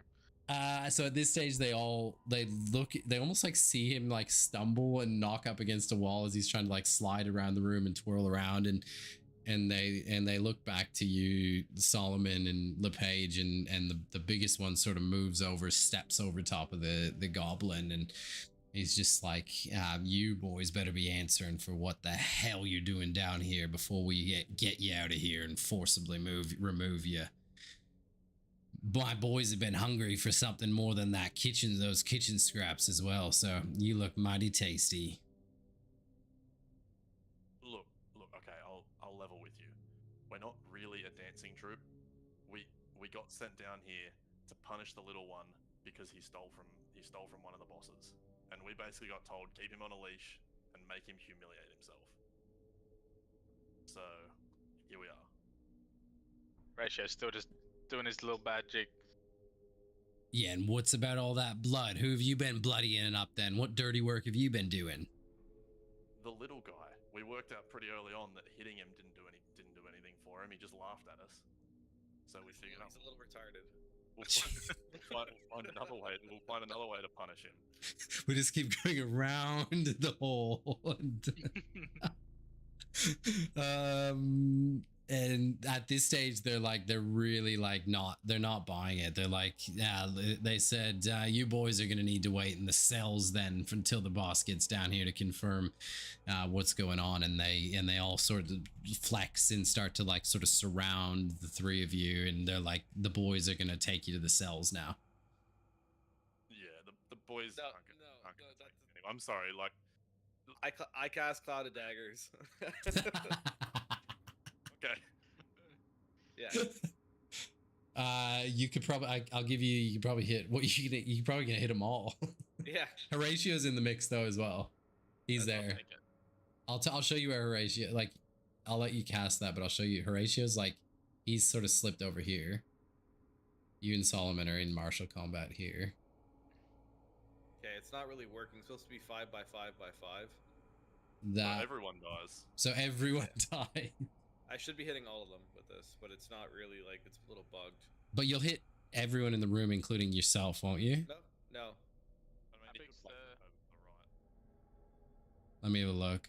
Is it because we're not in combat though? That's it probably Maybe. won't let you. Yeah, maybe, yeah. I'll unpause the game. Try doing that. Run. I'm gonna put us in. I'll put us in combat anyways. Actually. So when I put it down by Horatio, all 4 tiles light up. But like when I put it in the dead center, it does not work. Interesting. So I have to like... I can only get the 3. I'm just going to do these 3. Nice. Alright, so I cast Cloud of Daggers when they threaten to put us in the cells. And I just hold on before. Sorry to interrupt you, but that goblin is down in front of you as well. He didn't look like a threat, but just making sure that you were aware of that, and you can still do what you're doing, but Are you sure? I just didn't want you to kill it in the event you didn't know that it didn't seem like it was a threat. Now I feel like you're spoiling. Yeah, I probably am. I don't know. Honestly, I don't care if he dies, but I didn't want you to then come back at me and say, well, you didn't tell me he's not a threat. I reckon your daggers could go over him, really. I reckon, because he's on the floor. Let's just go with that. Let's just go with that. Sorry, Okay. continue. Okay, so I cast Cloud of Daggers. NPCs are invincible.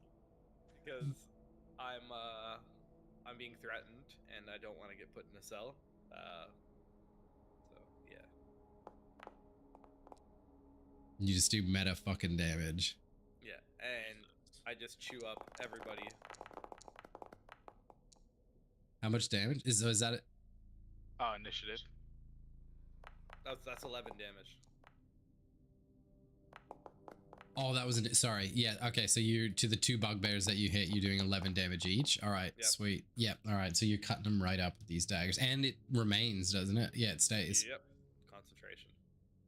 Yes. Concentrate. Yes, that's right. Okay. So, yep. So you're doing 11 to each. Awesome.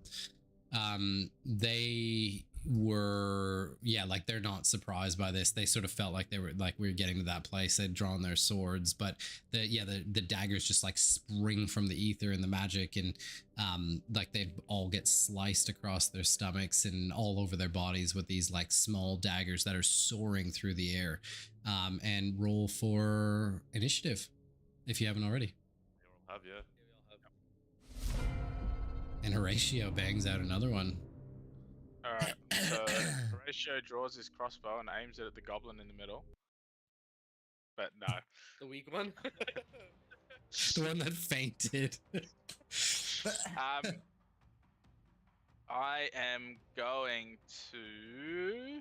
I'm gonna just simply draw my short sword, because the commotion started, and attack the bugbear that's to my left, the one that's not in the cloud of daggers. Yep. No worries. Excuse me. He's like 3 times your height as well, FYI. Okay. There's a 14 hit. It does not. You miss. Okay. And I realistically... Are we going to say, like, I can't run past him? Well, you can, but there would be... You could disengage. You could disengage. You're pretty rammed in there, though. Yeah, I was gonna say with disengage, it's only for 1 target, isn't it? Nope. It's not like No, it's for 2. No, full on. You just straight up. You just don't provoke opportunity attacks for the rest of that turn. Okay. So you can move past as many as you want. Well, the good thing is I am a halfling and I can just go under everyone. But I can't really go anywhere. So I'll just chill for now. All right. I think. You gonna chill it out? Yeah, I'll just chill for now. All right, so it's the bugbear's turn that is not in the daggers currently, and he is going to take a shot at Salt. Is this like, I don't mind, is this sort of how you would be, like you two were at the door a bit? Think if anything, we'd be swapped. Yeah, I'm not going to say that. Yeah, let's just do that to make it easier. That's how it normally would be. Yeah, sure. Yeah, you sort of crept in and slunked to the bed over there. Okay, so this one's enraged and jumps up, and he is going to take a slash at LePage because he just casted that spell. Sorry, just let me tell you what he can do. He has 1. Does the 29 hit? We're about to find out.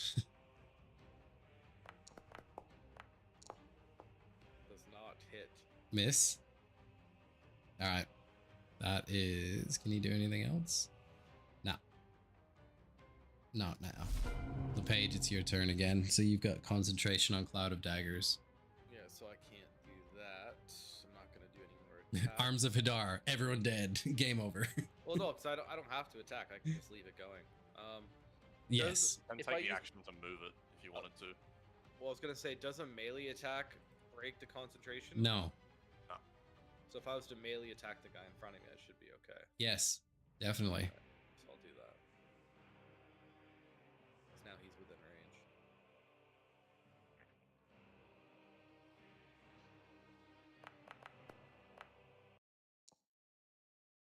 That is going to miss.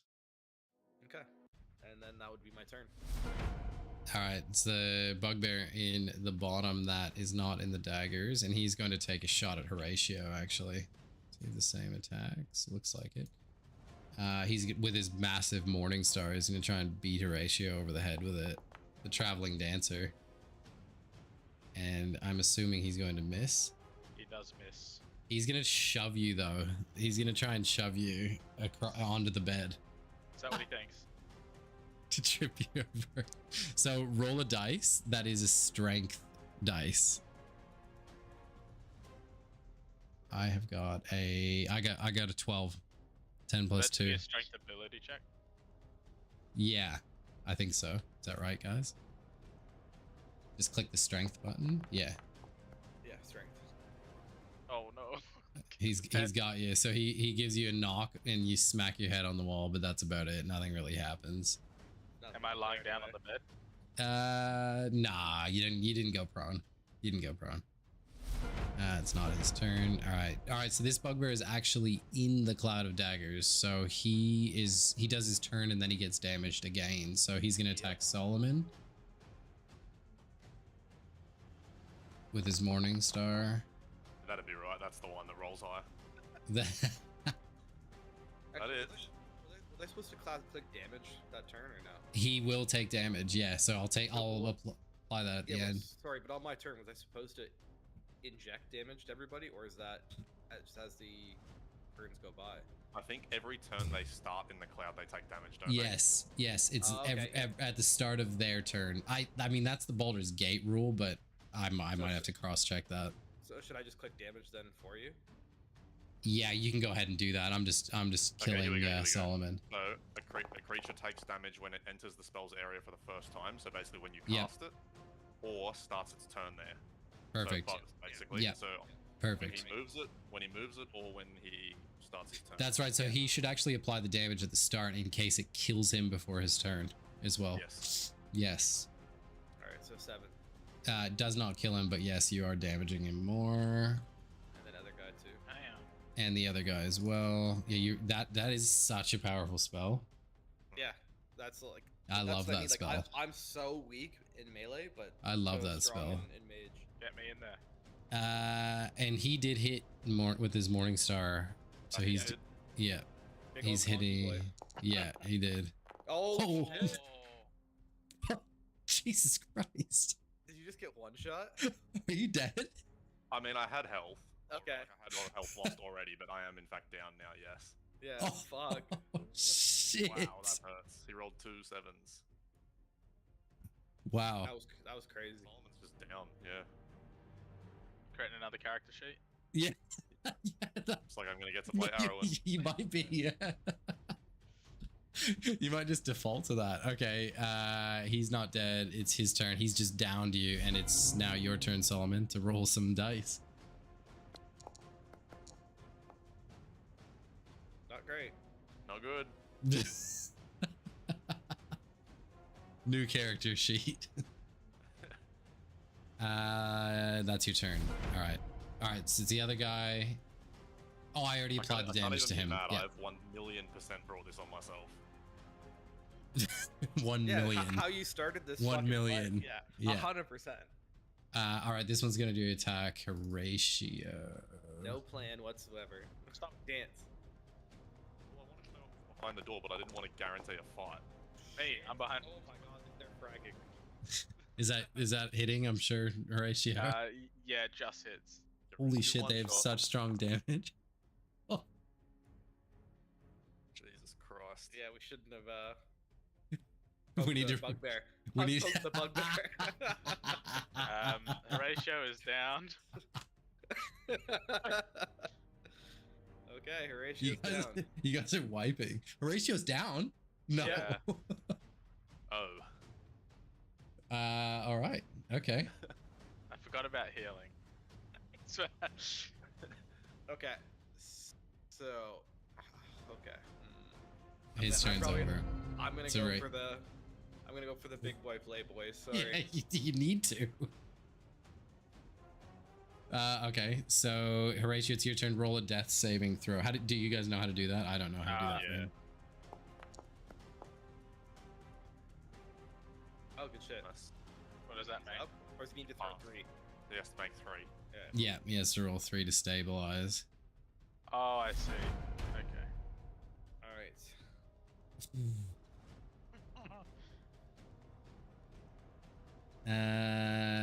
Okay, so if you get hit, you're dead. Pretty much.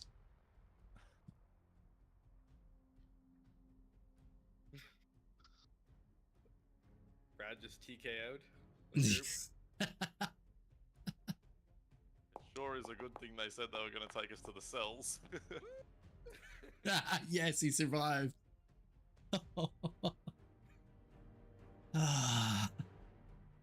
LePage, it's your turn. What are you gonna do? Okay. So, I have a spell. to get out of jail free card, but it will probably kill everyone in this room. However, you're already dead. So, I'm gonna ask for a little creativity here, GM.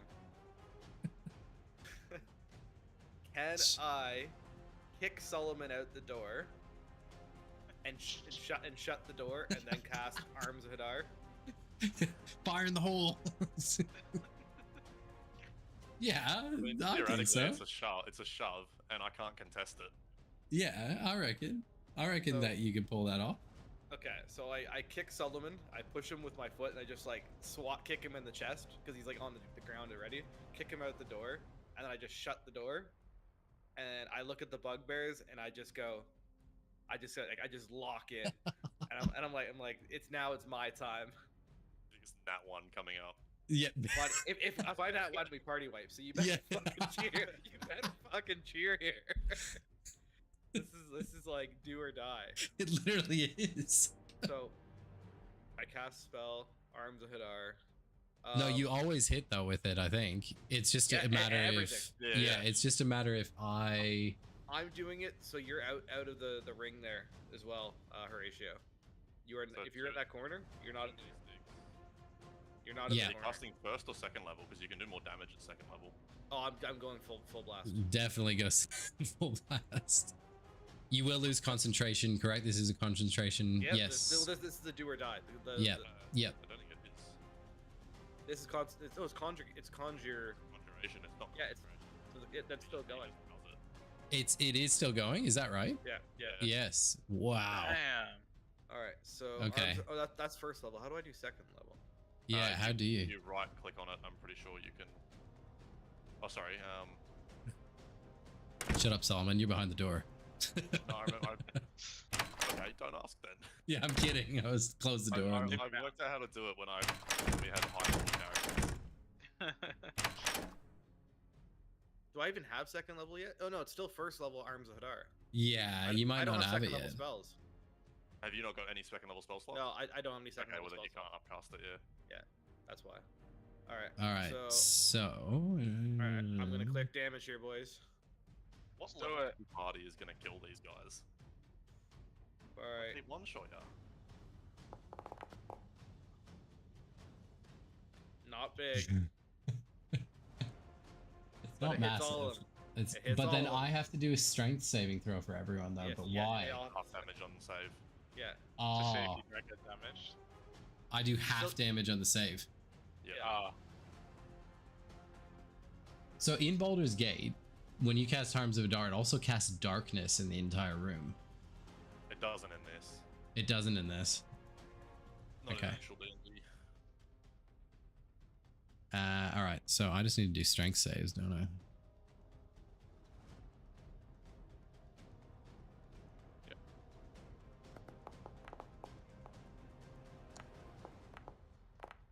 Damn. Damn. I haven't seen any of the rolls. Damn. No, no. All right. One gets So full did- damage. Did 3 of them save and one had a Yeah. nat 20? Yeah. Yeah. All right.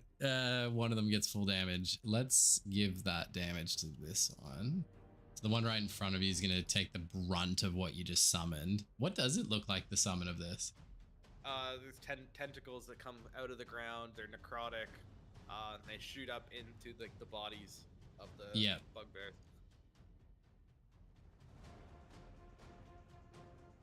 Yep. Okay. And are you killing someone? No, you're not. You have done significant damage to all of them though. Some damage to all of them. The two in the Cloud of Daggers are very much worse for wear. Like really worse for wear, and so is the one closest to Horatio at the bottom. Actually, no, they've all taken decent damage. So yeah, you've done some damage to all. Is that your turn?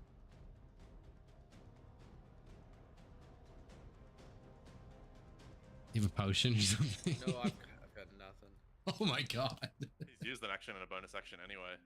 Has he? What was his bonus? Shove, Oh yeah, shove. put the shove. Yeah, that's true. Yeah, it kind of is. Yeah. Yeah. All right. Is there anything else? You loot my body. Your body's gonna be gone, buddy. Yeah. All right. So Yeah, I basically need to just not get hit. That's the only way we survive here. All right. I passed my turn. Yeah. All right. This bugbear is going to throw Right, something at you. Is he in the Cloud of Daggers? No, he's not. He's not one of the ones in the Cloud of Daggers. Fuck. Oh. That was close to a 20. It stopped. Okay. It was nearly a 20. It was very close. This game's gonna be over. Fuck. All right, the goblin. No, he doesn't have a turn. All right, this one. Okay, I'm you. rolling damage. I thought it just takes the same damage. No. No, it should be damage per turn, shouldn't it? Each time it takes the Okay, damage. it cool. rolls Go one, I again. believe. Yeah, go for Oh, it. Doesn't Oh, matter. So do I have to roll it again, or should I just be the first damage?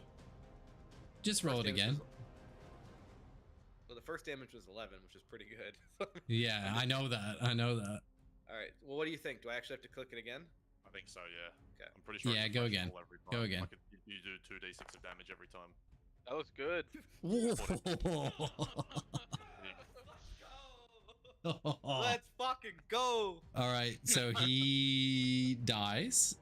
Yeah. Uh, And you're gonna get a double kill here because he's gonna have his turn as well. So you killed 2. yeah. You killed 2 there. You just Solomon would like to roll a death save. you erased them. Hold on, did I kick? Oh, sorry. Yeah, so it is your turn. Yeah.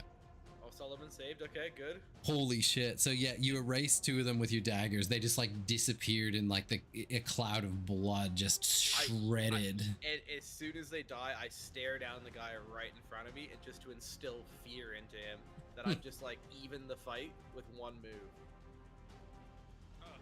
You did. And through the cloud of red blood, just like a set of keys falls on the ground. That's all that's left. That's all that's left. Sorry, I'm auto-focusing my camera. Okay, Solomon, you rolled a save, correct? I did. So, And Horatio. Do I just do another save? Yep. Yes.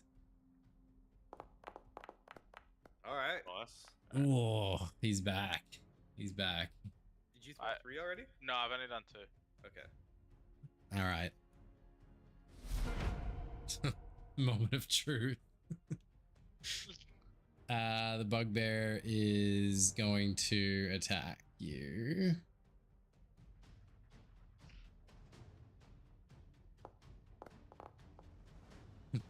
That hits. You're dead. That hits. It's going so well. Ugh.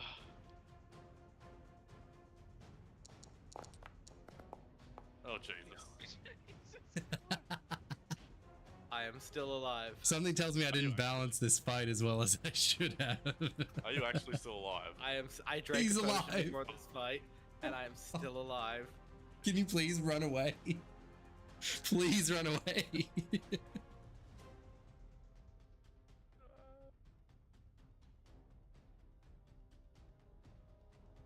All right. Did you pass your con save? What con save? Do I guess. concentration save. It doesn't really matter anyway because no one's in it. Yeah, but he could move the cloud of daggers in front of the other 2 if he wanted to. Yeah. That would be clutch. I can't. There it is. All right, so you remain concentrated on the cloud of daggers. And he ends his turn. LePage, it's your turn, so you do have that option as well. Like you could move. I am 100% moving Yeah, the cloud of daggers 100%. onto the other 2. And I'm not trying to run away because he's gonna get an opportunity attack. Like, I'm just gonna turn these here. Oh, hold on. Does that work? These are just in my way. Sorry, I need to get them off the map. The fuck? Never mind. I'm just trying to turn them off. They're gone for now. Okay, I just wanted them out of my way because they were ugly. So you've moved the cloud of daggers over top of the other 2. yeah, Okay, so you roll damage. yeah. I'm just trying to figure out where the cloud of daggers is on my. And do you have spell slots? Oh no, you don't need spell slots because you're moving it. This just takes your action. So you can I still move do it. damage though, right? Oh yeah, oh yeah. You're hitting 2 of them at the same time. I can't click. I don't want to kick a spell. No, consume spell now because it's not consuming. All right, that goes there. Fuck, this better be fucking huge. Oh, it will be. It needs to be. All you guys need to cross fingers and toes. Oh my god. Not huge. Not huge. Hold on. Oh my god, it's a horrible time for that to happen. How much health do these guys have? You are killing both of them in Don't this fucking move. lie to me like this. I promise. I've got their HP in front of me. They both have 10. Literally 10. For everyone to watch, in case you watch the stream, there's their HP. I promise. There it is on screen. Just don't mind the 5 seconds immediately before that where the stream was mysteriously down. Yeah. Doing DM things, tinkering away in the background. Yeah. Hey, you hit the exact damage that you needed to hit. I promise you did. Like, I really do. See, like, Well, the reason you hide the rolls as a DM is so that total party kills don't happen. So that like or happen easily. But I didn't hide anything there. I don't know if you've seen that fucking meme where it's like, on my first attack, I roll to hit and do 60 damage, and he just adds like a 2 in front of the health for the boss, because like it goes from 80 to 280. Yeah.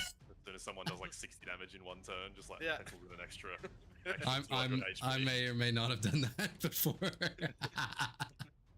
All right. Well, if they're all dead, they're all dead. I promise you legitimately killed them. These guys get up. Yeah, because now you want to help them because they're worse for wear now. All right. I open the door and I say, Solomon, I've done it, and I pick him up. You killed the goblin as well. You killed the goblin as well. I can't give you that. He's melted. Arms of Hideout would have murdered. Yeah, he's melted. Yeah.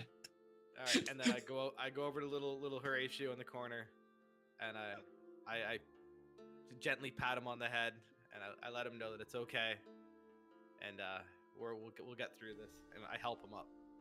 No more dancing. No more. Just Solomon put just thumbs up through the door. No more yeah. dancing.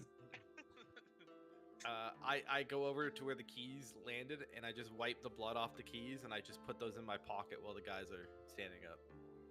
Do you guys know how close to death that was, by the way? Yeah. Have you told them? Have you? I was 1 HP. I don't really know what it means, but does it mean like new characters? Yeah, pretty much. New campaign. So in theory, like, if something like that happens very unexpectedly, you could just end the session there, and then next time we all wake up and they've taken us to the prison, for example. Yes, I was thinking about all that stuff. Yes. Fight like this ends in a TPK. Yes. Sometimes it is. Yes. So the only reason why we survived is because I rolled a 9 on that health potion. If I rolled anything less, it was over. Yeah. It was over. I genuinely had in my head that was not going to end in a fight, and then I realized how poorly it was going when it was 4 bugbears when I opened the door. I was like, fuck, I've committed to this now. I may as well. My whole concept of it was like, what are you trying to achieve with this? Like, this is not gonna work. We're in close quarters with 4 armed bugbears. Well, I was sort of like, well, they're pushing him around, and he's on the brink of death. Give him some fresh meat, and then we were the fresh meat. They got it. They got it. Yeah. Okay. So, is there any other loot in there? Yes, there is. So there's obviously the set of keys that clanked onto the ground, and there is also, so the big boy that was talking to you, he was carrying a belt pouch that contained 6 gold pieces and 2 semi-precious stones worth 50 gold pieces each. Ooh. Along with the keys. I might pocket one of the stones. I'll take the money. Might as well take both the stones then, Solomon. Okay. Just easier to add that to your inventory. Yep. All right. And that is it. Any of the keys? Yep. Okay, so I go to the guys. I'm like, look, this is a terrible place to rest. It's destroyed in this room, but I feel like we have to at least try to rest off some of what's happened. Solomon is already dozing off. He's fucked, bro. He's lost so much blood. Oh, Oh no. and Curtis has gone to bed. I crashed. Well, I crashed. Horatio's already on a bed, so. Oh, valid.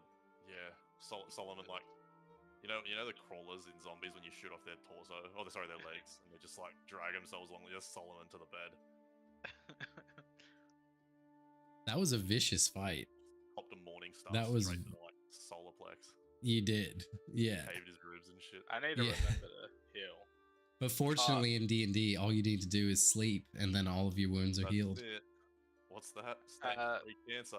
Have a nap. Solomon, add 1 potion of healing to your inventory.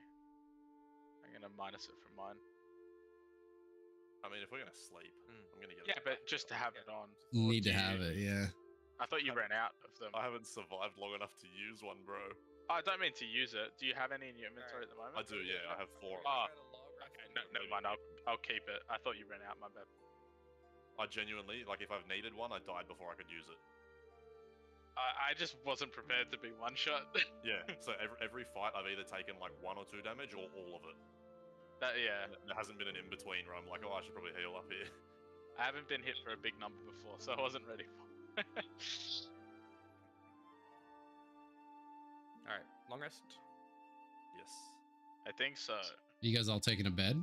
Or Yeah. are a couple of you joining in the same bed? Or Close the Nope. door. close the My own door. bed. Close the door. I'm like wiping the blood off me. Like I've taken like all my clothes off because I'm just drenched in fucking blood. Like so many, just everyone's blood I'm covered in. So I've just like taken my clothes off and I'm just like sleeping naked. I don't care. Horatio is haunted in his dreams by that voice that he heard in the in the room a few doors before. The whole night he is haunted by it, and he wakes up shivering in blood. Oh, sorry, in sweat. Oh, Dad? Oh, it's just toss and turn. The torchlight is nearly out as well in the room, and it stinks like old dead bugbears and goblins. If I It have a bad reeks. sleep, should I take 1 combat exhaustion? No, I'm not gonna give that to you. Okay. You're all right. You I wouldn't slept, but you had a nightmare. Like you had a severe nightmare the whole night about that voice that was in your head. Because you thought that it was gonna kill you in your sleep. But it did in fact not, because Big Boy Solomon was there to protect you. Yeah, bro. Thanks, Solomon Solly. did so much. Solomon. I went down, I healed, and I still healed less than both of you. So I'm scared. What do you mean? That's- Don't you get full heal? Yeah, but I mean, I've just got less health. Oh, yeah. All right. Perfect. All right, so it's the next morning. I guess I wake up and I look around the room and notice that there's just still fucking blood everywhere. LePage feels pretty sick to his stomach and he pukes in the bucket next to the bed, like almost like a hangover. Yeah, and then puts his clothes back on and they're just drenched in blood and he does not feel well. Like he's just woken up. Like if he feels healthy, but he's just like mentally, this is just not what he had prepared in his adventure. Like he's just had to kill so many people. Yes, you have. And you guys are like that. You probably haven't seen it, but in The Shining, when there's like that flood of blood, like the room, it looks like that. Like there's people that have been mulched in here. Yeah. Yeah. So like this is like getting next level for LePage. Rachel also wakes up and he's just drenched in sweat, and it's one of the first times in his life where he's felt uneasy. He doesn't know what's going on and he doesn't know if he can handle it.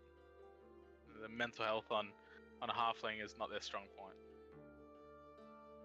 But Solomon just feels old. Like he just doesn't feel like what he used to be. That was a severe fight. Solomon needed to use some smites maybe on that one. Solomon didn't get a chance, bro. Did you not even get an attack? I didn't attack. Oh, you didn't get an Oh, attack at all. I just died. You got one-shotted. What did he roll on damage? Like 18 or something? Yeah. Something like that, yeah. No, 18 would have, like, actually one-shot me from And- full health. I think you rolled 16. Just And to I was already- just to retro this, I believe that LePage I was in that space, missed 2 and hit 1. Is that right? So there was 3 turns that took place. You Yeah. missed, 2 were missed, and you were hit with 1, but you had 1 HP. That's wild. Yeah, 1 HP. Like, legit. Honor mode almost finished right there. Pretty much. Yep. All right, let's get venturing, boys. Let's do it. Yeah, which way do we want to go? We want to, I guess, follow the keys. Well, yeah, I want to head with the keys for sure. Yeah, I don't want to explore the rest of the cabin yet. I think keys is smart. Alright, well, I'm feeling sprightly. Like, LePage is like looking frantically in like all the cupboards and everything to try and find like an outfit to wear.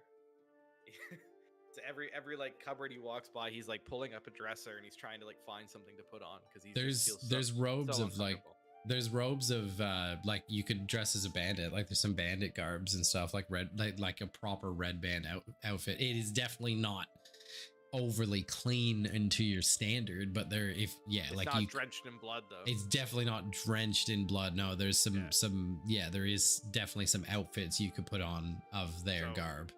Yeah, so I think LePage changes completely into the bandit attire, and he just throws away all of his fancy clothes that he had left, but he just throws them away. Nice. He's kind of disgusted with how it looks. Big moment.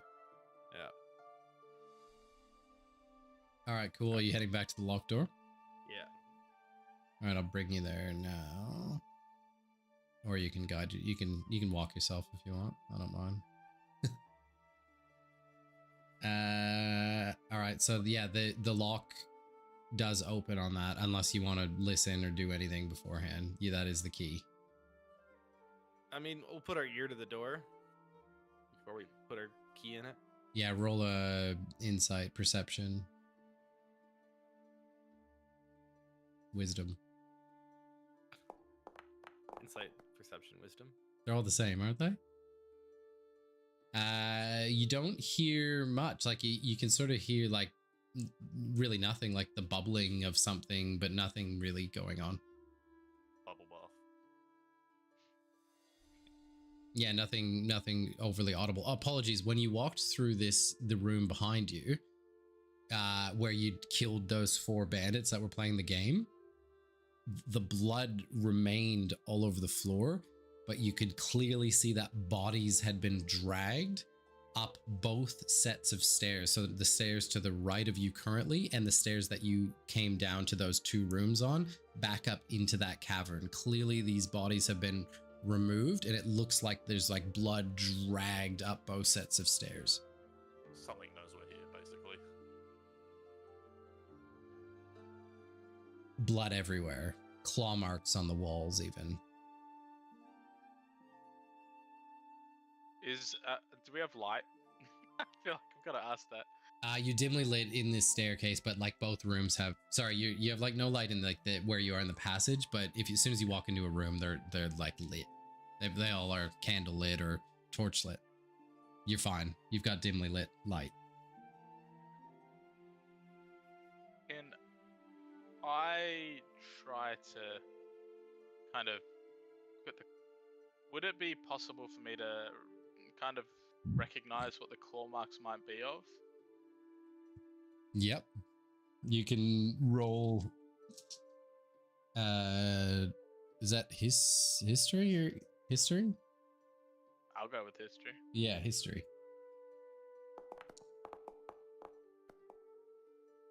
That's 12. What you can see is not. Yeah, it's not something you like. You can't tell. You can tell it's of like.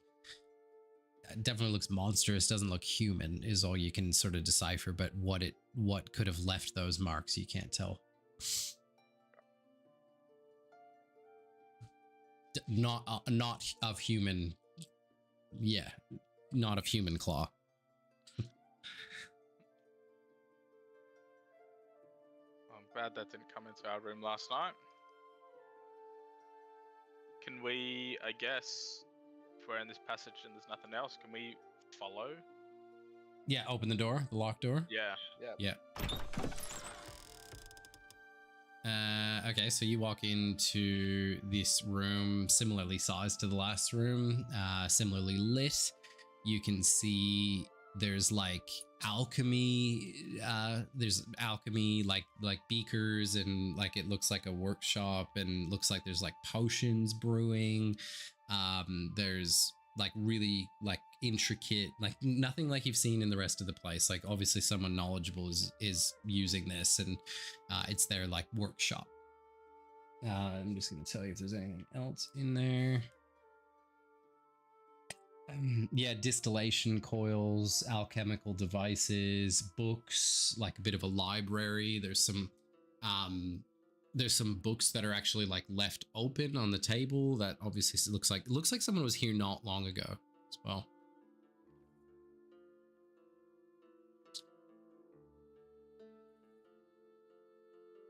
All right. So we take a look around and start investigating to see if anything looks useful. If there's any books that we might be looking for. In particular, the book that what's her name? The lady at the shrine. Yeah, the lady at the shrine was talking about. Yep. Roll a perception check.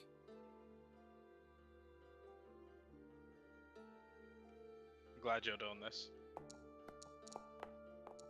Okay, so you is that 13? Okay, so you what the book that does catch your eye is the one that's on the table next to the beakers and everything, and it does it's open, and it looks like a history of Phandalin. So you're sort of flicking the pages, and it's talking through very like the same story that I mentioned to you before about the Forge of Spells, Wave Echo Cave, the history of that, like the bandits that attacked it back in the day, the war that broke out there. But that's it. So obviously someone's taking interest into that history, but yeah, you don't find that any like necromancy books.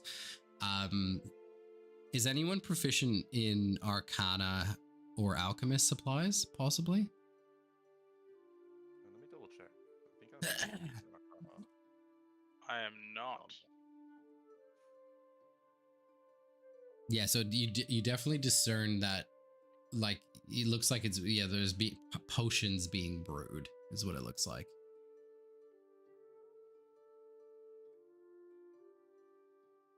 You also have a door that you also have a door on the right hand side wall. So you've got one door out of here, plus the door behind you. Are there any complete potions, did you say? There's one that looks like it's almost done, but not quite. Like it's sort of like all these beakers and contraptions and spinny like glass tubes, and then into like, it's like dripping, but it's not quite finished. It looks like there's been a lot of unsuccessful attempts. There's like broken glass and a beaker that was thrown against the wall with some sort of residue. Looks like there's been some unsuccessful potion brewing attempts as well, and someone that got angry. This is not Solomon's area at all, so. The ratios. It's none of our area, really. None of us are really alchemists. There's nothing here for me to steal. I guess. Is there like any ingredients that we can kind of just try to throw into the potion? See if we can finish it. Or is there like any instructions like that might be lying around that we might be able to decipher? Yes, but you'd have to roll for an Arcana check. I can roll for Arcana, yeah. Yes, yes. I'm just not that proficient in it. Yes, that's fine. So you can roll for it.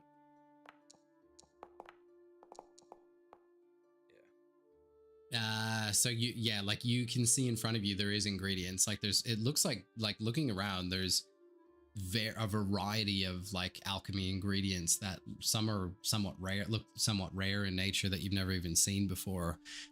You are not able to handle them, but you do decipher that it looked like you can you do read some text, like there's some books and scraps and things sort of like bolted to the wall, and it appears like the person's trying to brew a potion of invisibility.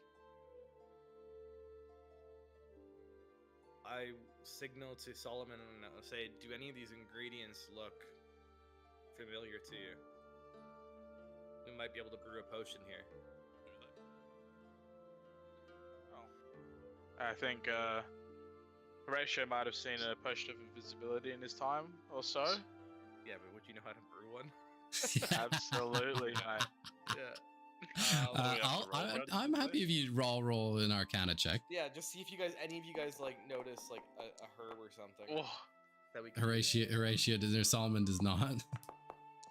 No, we're all fucking stupid. No, you're all no. So You all like look at each other and you're all just like. All right, so I just go eeny meeny miny mo, and I look for one that has white on it. I'm looking for white. So either like a white, like an ingredient. Yeah, like an ingredient that has like mostly white. Okay, so there is some like shiny fish scale looking things that are glistening white that you could chuck into the contraption. There's nothing else, like there's no flowers or there's no like yeah, there's like some salt, there's like of all the white things, there's salt, there's fish scales, these are all ingredients though. So there's even like a black like a white peppercorny looking thing, and then there's some white feathers as well. Solomon begins backing away towards the other door. So Horatio will pull out the potion of invisibility that he has on him for comparison and realize he still doesn't know what's going on. He smells it. So I'm just gonna wing it, and I'm gonna grab the first thing that you said. Obviously, was the fish scales, so I'll just go with the fish scales, and I just try to like scrape some of them into the potion. Yeah, so into the beaker, like to cook it, and then it's going in. Like, yeah. All right, so you scrape a few in, and you. All right, so it's like boils up. It almost like changes colors immediately, and then goes through like the tubes and everything. And it's like this like bright red color all of a sudden, like a deep red, sort of like it looks like this, like my computer zipping through, but like in a thick red. In fact blue. No, sorry, like the tubes. Sorry, Gotcha. It was in my head. I wasn't able to. It's all good. I've got a nice image of it all happening in my head, but no, I wasn't translating it. So it gets to the end and starts dripping down. Roll a Constitution save, and you do too, Horatio, if you're close by. I am close by. Oh, Oof, big 4. big. LePage.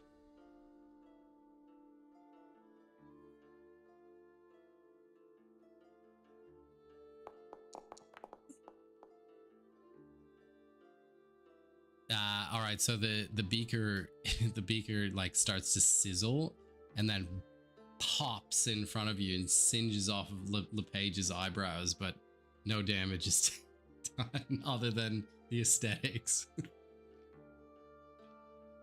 Well, I guess I look at it like I have no idea what I'm doing, so I tried.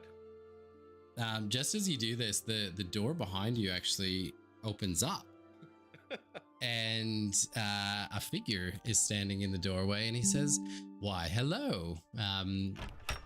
It's about time you joined me. I've heard about your escapades around my house. Welcome, friends."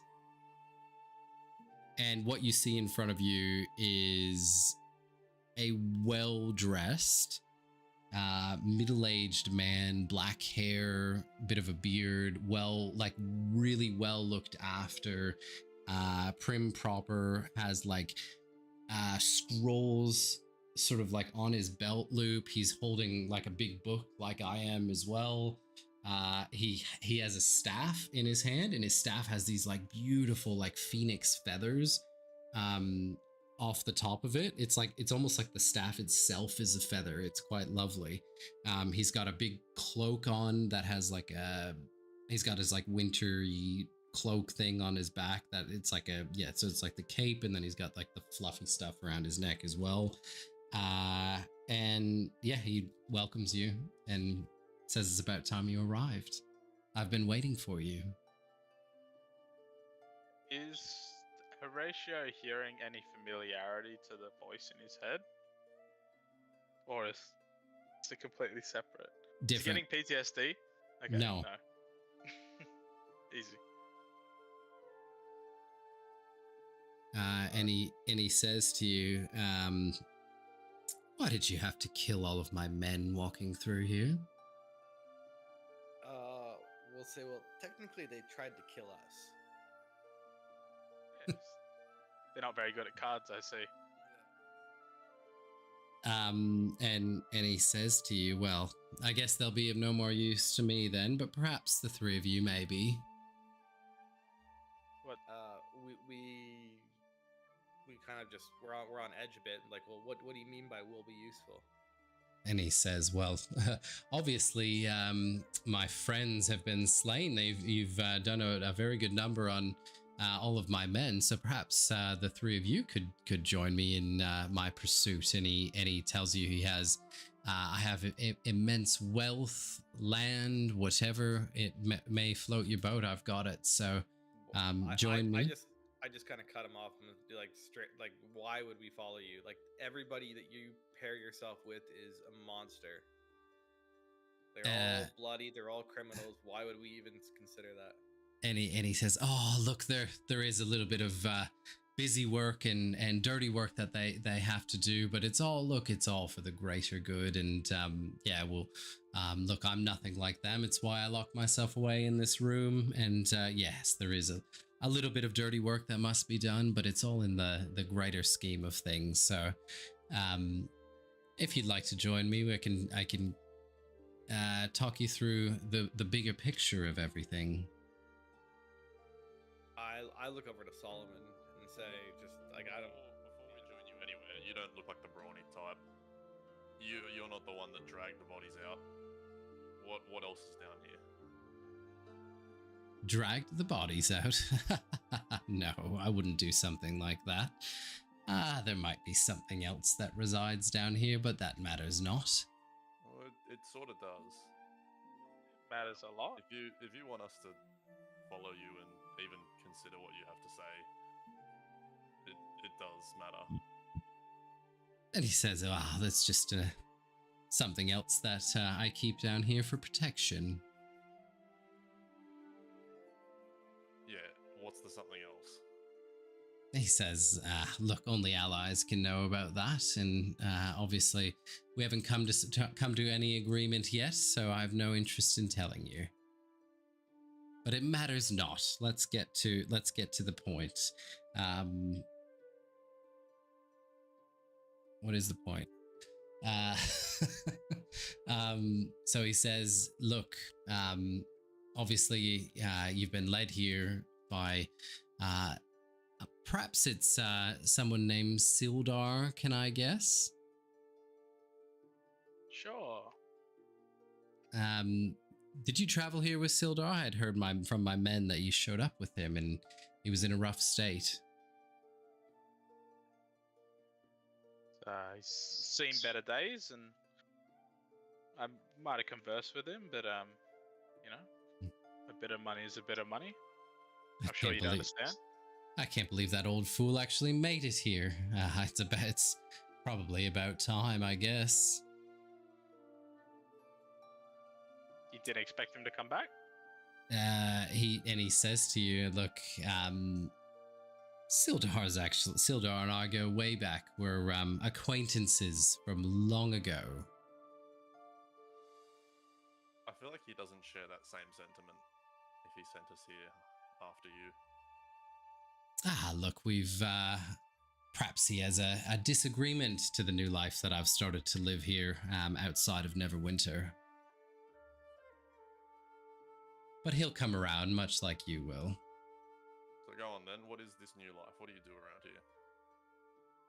he said, well, there's obviously we're under strict orders from the Spider, who has the grand plan of obviously reopening Wave Echo Cave and restarting the Forge of Spells, and we were sent here to control the town of Phandalin while her plans unravel in the exterior Tribord Trail. So all I would need of the three of you is to resume the position of some of my men that you've slaughtered, go about the town and keep our order, if you will. Keep squeezing the town for money, weapons, arms, keep them in line, if you will. Look, we slaughtered your men, that's true. Far greater chance that you join that slaughtered bunch than any of us follow you. And he says, you've obviously got some fight in you. I like that. Well, I'll give you one more chance to reconsider, shall I say. And can I ask what your names are before we squabble? My name is LePage. My name's Horatio. Thank you. It was awfully rude of me not to introduce myself as I walked through the door, and as with you as well. Some folks around here call me Glassstaff, but my true name from Neverwinter is Jarno Albrick. And the three of you remember that name as the person that Sildar was sent to. He was sent to Phandalin to find. Jarno was a member of his order that disappeared months before, and that's the reason Sildar was actually traveling to Phandalin to find Jarno, who was a friend of his.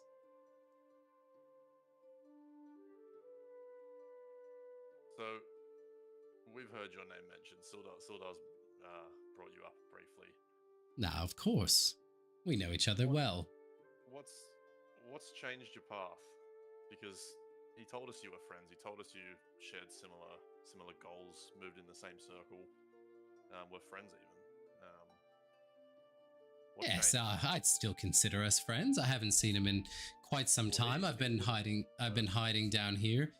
And he says, "Look, I was sent here by our order to bring peace, wealth, and prosperity to the area. And look, the peace part might be a little bit to the wayside, but there's been more wealth and prosperity in the land than in many, many years past, and more order and control." Not for the town, there hasn't. The town matters not. This is for a greater plan. I've just told you. I don't like this guy. Nah. I'm ready to just fucking. Yeah, I turned to the other two. Should we show him our plan? And I draw my sword. Yeah, like, can we? I was hoping you might command something to happen to his lovely staff. I really don't want to waste a spell slot, knowing full well that he's going to have very high wisdom being a spellcaster. Or it's just a fancy thing. Yeah. All right. Well, we got we got all of our spell slots. We did long rest. I don't have all that of them in general at level 2. Okay. So But yeah, this guy's like super bugging me. He wants us to fucking attack the town. We've told him. My sword's out. I'm walking at him. Yeah, we've told him enough times that we don't want to do that, and he just won't shut up. yeah, and okay, so he says to you, "Well, if you're not going to help me, then I suggest you leave immediately before I get angry." Ken, just quickly, thinking about it, before anything kicks off, is Ratio able to back up to the table? You know that little book, that arcane book? Are we able to take that? Or is it not something you do? You could take it, but you're probably gonna. Yeah, you can take it. I think we're fighting him either way. Yeah, Yeah, you I can take it. Okay, I'm gonna take it. Okay, so you go up and grab the book off the shelf. Yeah. Or off the table. Off the table, yeah. All right, perfect. So he then obviously realizes nothing's going to go on. He starts an incantation in his hand of this, like, you see this lightning start to spray out of his fingers and through, like, channeling through his staff. And he actually shoots a lightning bolt. It's not actually the spell, but that's what it looks like. It's called Shocking Burst at our boy Horatio. Gives him a little tickle. Oh, it does actually tickle him. It doesn't even tickle him. Yeah. I'm gonna say the natural one, he loses his next turn as well. Okay, so Horatio has walked up here though. But I'll say I was also walking straight at him at the same time. all right, so you're like here. Yep. Yeah.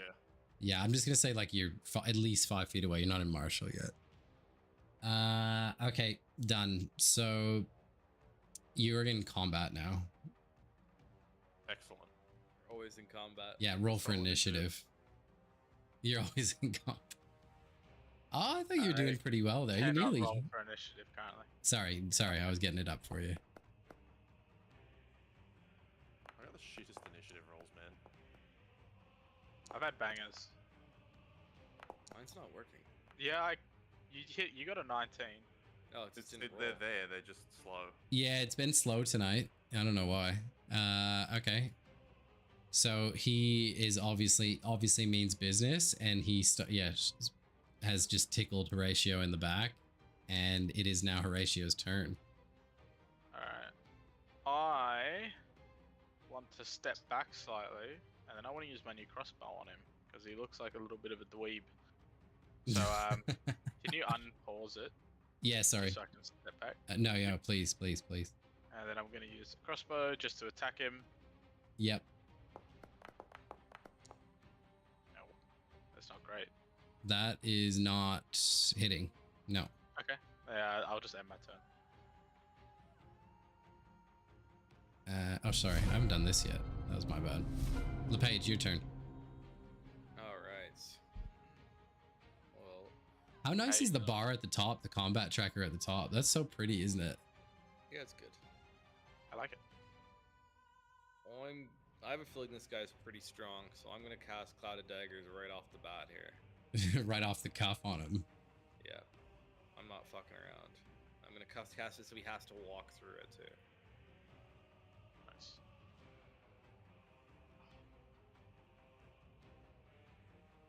Oh, that might actually just fuck up Solomon though. It does make my life hard. Yeah. Sorry.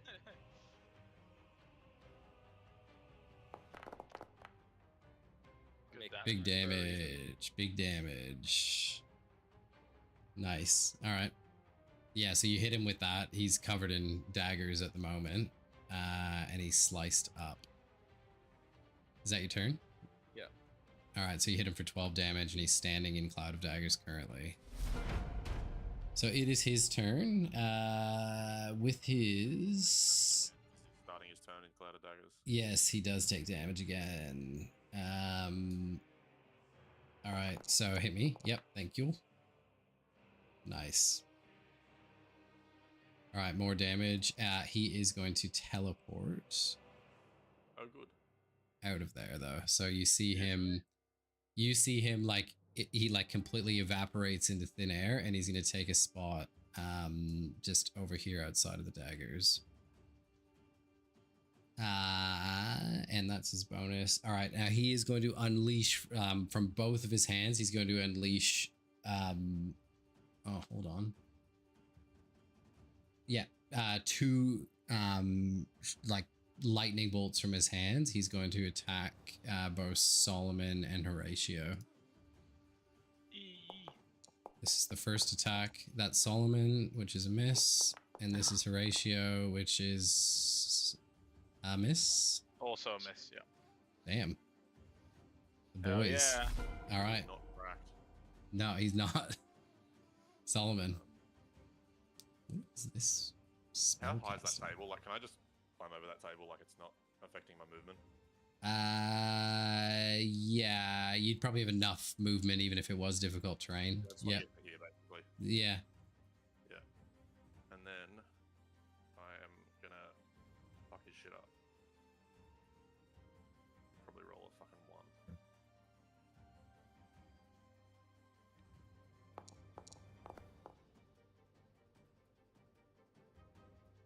Does that hit? Yep, hits. Roll damage.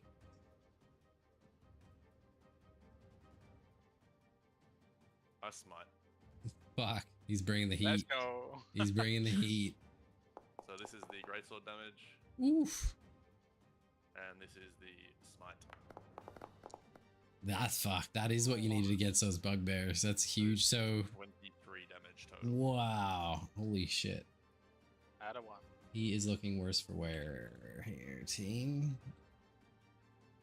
All right, well done. Yep. Beautiful. Is that your turn? Yes. Yeah. All right, so right before your turn, Horatio, like immediately behind you, this figure appears out of thin air, and it's like this little tiny monstrous little gangly looking reptile-y thingy. I'm gonna show you a photo of it. Can you guys see that? Yeah. That's what appears right it's, behind you. It's What is his name? Bucket? You know what I'm talking about? What's his name? Yeah, Bucket Shovel. Yeah, he's Shovel. Shovel. He's a Quasit. So this is a Quasit as well. So it's a mage's familiar. It's a Quasit. And he just appears right behind you and attacks. He goes for a nasty little bite with his claws on you. And he hits. He hits you. Does hit. And he doesn't do very much. 4 damage. All right, Horatio, he does 4 damage to you, and he immediately turns back invisible. Okay. Fair enough. And it's your turn, Horatio, after getting bitten in the butt.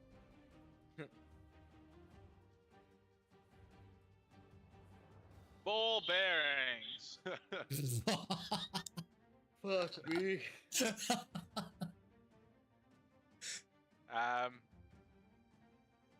That's So you're utilize throwing- action. So is You're that my throwing turn? them. Yeah. I've thrown them and they are now under the mage dude. And I have to do a dex saving throw. On your turn. Yeah, So not okay. yet. All right, fuck's sake. Is that that's my main action though, isn't it? Probably. Yeah. That's utilize action. Yes. Oh. Yes. Yeah. I'm just gonna stand here. I'll block the door and take the hit. I am good. That's my turn. All right. Perfect. It is LePage's turn. All right. Well, I'm gonna move the cloud of daggers over.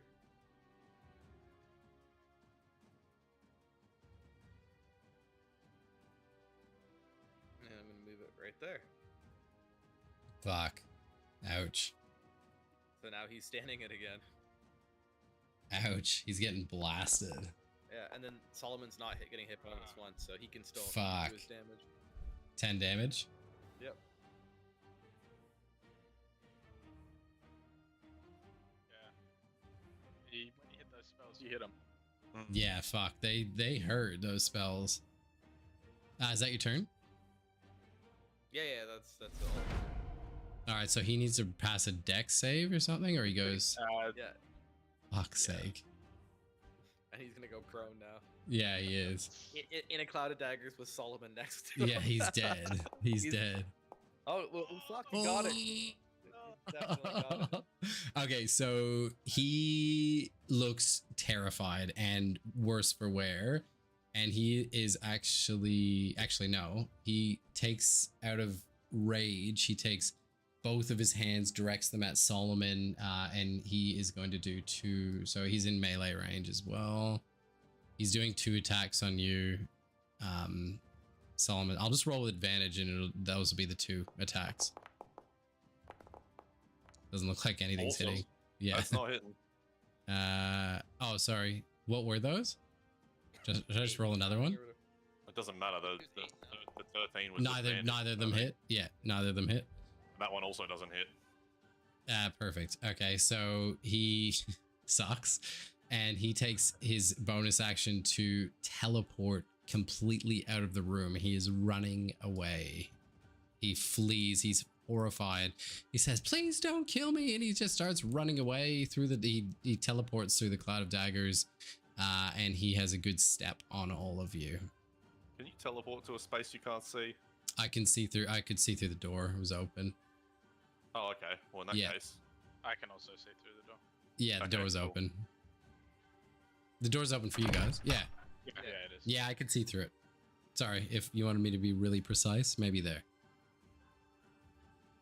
We can't. Don't see go what through it the don't go through the yeah, I know. Don't worry about the VTT either. Like he's a wizard. He's good at teleporting. He's got himself away for the moment.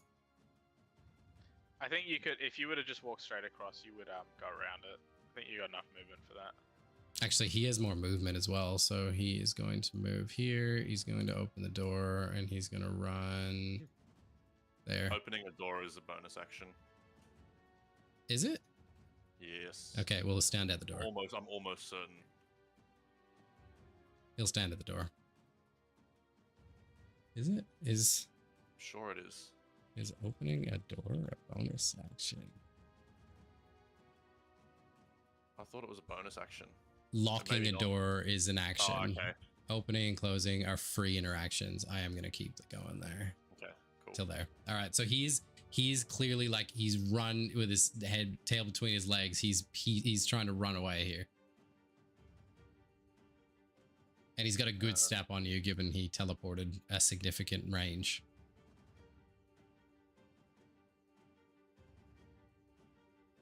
How far away is he? Can you give me a ruler for how far away he is? I can't see him on my screen. Yeah, I can. Like, as the crow flies, he's 40 feet. Cool. I cast command. You can't see him. How Behind can a I not wall. see him? It's behind a wall. He's gone into another passage entirely. Okay. So I thought he went through a door. Yeah, he did. Into another passage. Can you not see him physically on the VTT right now? No, he doesn't exist. No, to me. yeah, because he went through. He's in another passage. He's gone around the corner. Solomon. I can go. He has left the door ajar though, if that helps. Yeah, I'm just gonna dash then. Yeah. All right. How much movement do you get? Double? 30 feet, so I get double 60 Yeah. feet. Yeah. So you caught him. Yeah. I can't see him. Oh, shit. Let's just take this fight elsewhere. Don't worry about the fight right now. You've caught up to him. You feeling alright, LePage? Yeah, I'm just tired. Okay, that's your turn, Hang on, Solomon? No, because that was my action. I Yes. haven't used the bonus action yet. Sorry, it's your turn. I'm just trying to work out if there is anything I can do.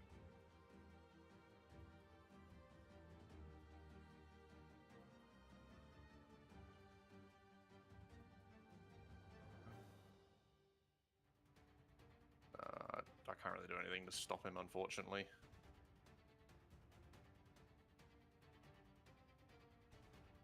Yeah, I could do some rope trickery, but I feel like a bonus action is not enough for it. That's going to have to be the end of my turn, unfortunately. But I am on top of him, so if he keeps running.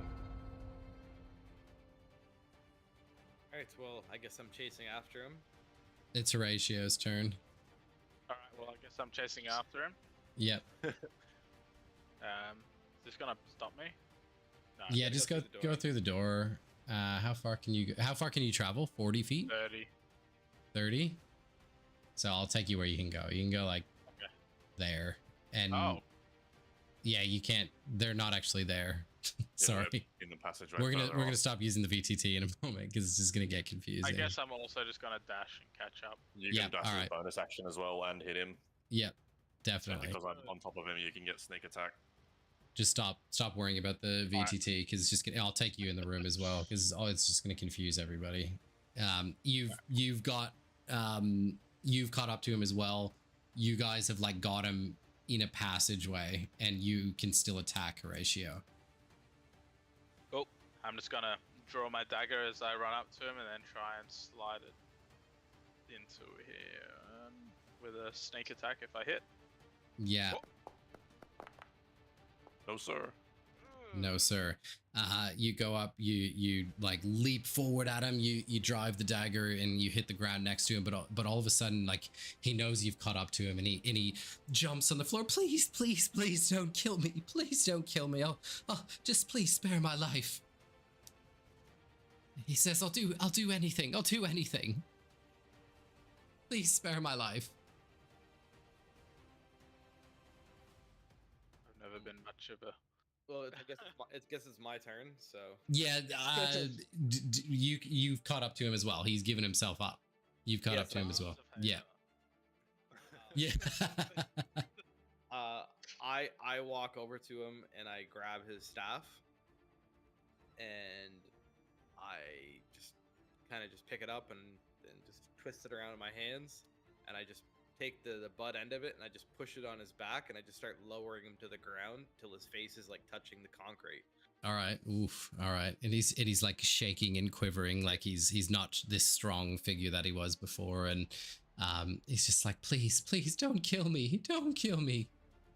I move now that his face is on the concrete, I move the staff over to like his cheek. Well, I push it against his face and I start pushing on his cheek and I say, you need to tell me everything or this is going through. And he says, what do you mean everything? I'll tell you. I'll tell you. What do you mean? Like why you're terrorizing the towns? What are you hiding? Why are you running away from your friend? Why did you disappear? Look, I'm under orders. I'm under orders from the spider. She's the one calling the shots around here, and she just told me to come and take control of the town and keep the town under check. But that's all I know. That's all I know. I've told you all I know already. I push harder. And he says, I can tell you that she resides in Cragmaw Castle, but I don't know the way. I don't know the way. I haven't been there. I've only been in town, and I was sent here many months ago to secure the town and to bring peace and order and prosperity to the town, and I've done that. I've done that. She pays so well. And you can see him, like, while he's on the ground, he actually puts his hand, he's got his hands like sort of behind his head, but he sort of puts his hand to his head, and like there's like a surge of energy that like you can see sort of floods through his mind, or in his head, almost like aesthetically his hair stands up a bit. I just smash him in the back of the head while he's doing that with the staff. You killing him? Are you bludgeoning him? Are you knocking him out? You knocking him out? Okay. Yeah, done. All right. He's knocked out. All right. And combat's over. Yeah, just I'm not gonna kill him yet, but he's knocked out. Yeah. Yeah. So after I knock him out, I just start to pat him down and I start to go through his pockets to see if I can find anything. Yeah, he'd have some stuff for you, I would have thought. You patting him down?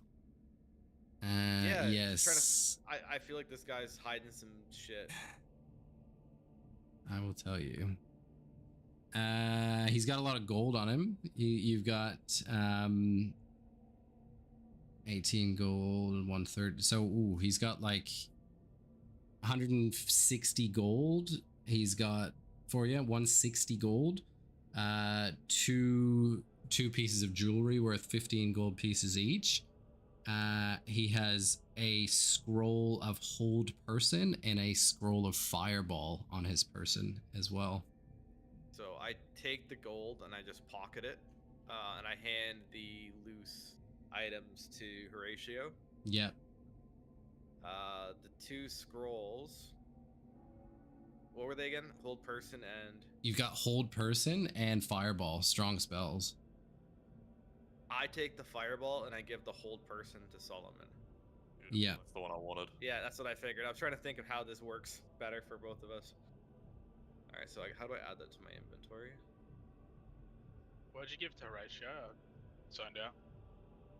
It's some like loose gold. It was like worth like, I don't know, what was it worth, Brad? 40? 100. So No, yeah, I took the loose. Yeah. 30. Okay. Yeah, 30 gold pieces. You also find a note in his chest pocket that says, Lord Albrecht, my spies in Neverwinter tell me that strangers are due to arrive in Phandalin. They could be working for the dwarves. Capture them if you can, kill them if you must, but don't allow them to upset our plans. See that any dwarven maps in their possession are delivered to me with haste. I'm counting on you, Yarno. Don't disappoint me. Trying to add a fucking spell to my inventory first. And there's like a it's sealed with like a spider emblem as well. How do you get the fucking Like a wax seal.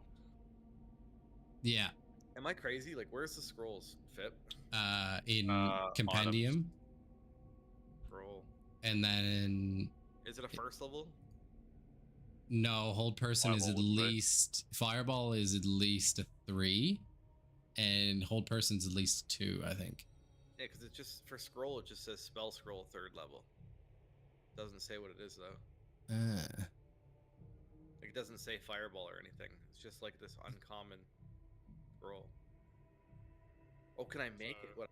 Yeah, so if you just add a 3rd level and then edit it, and then go into compendium packs and drag fireball into it. And then drag fireball into it. Yeah. Okay. For example, I'm going to see if it works. If I Which use that, is it's a conjuration spell. What kind of spell is it? Fireball. you have to edit that. Fireball is an evocation spell. On my backpack, can I drag this in? Fucking sweet spell. That's my old faithful. That's my divine smite. Don't worry, I've got something, everybody. I've got. Oh no, I it's think fireball. It's it firewall. honestly may be easier to just grab a spell slot, rename it, and then just go find the spell when it comes time. Literally, Use just it put once. literally put Oh, I'm gonna fireball do it. into your inventory. Use it once. Yeah. Yeah. And then delete it from your inventory.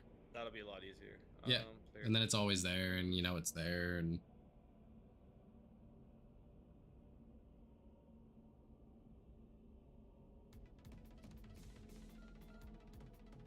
I am fucking retarded though. I cannot find this shit. it's in compendiums, and then it's DDB spells, DDB. So D&D Beyond, and then DDB spells, and then just search for it. Fireball. D&D Beyond. D&D spells. There we go. Yeah. There's so many spells. It's insane how many spells there are. Like hundreds of spells. All right. There we go. Create scroll. Perfect. I got. That's how you create the scroll. You just drag it into your inventory. And it Is that creates a right? scroll. There you go. Yep. Perfect. It just, yes, because of course it would. Yeah, that makes sense. Because it's not my spell. Yeah. All right. Cool. All right. I'm ready. So he's unconscious. Are you going to drag him out of there? I'll throw him over my shoulder. Yeah, I was gonna say. I think we bring him back to town. All right. Yeah. And so you guys are sort of in like this passage here now. This is sort of where you chased him out to. And you've got him on your back. And so you back into like the that cavernous room as well. Like that's where he was running. And Horatio starts to quiver because he remembers the voices that he heard there.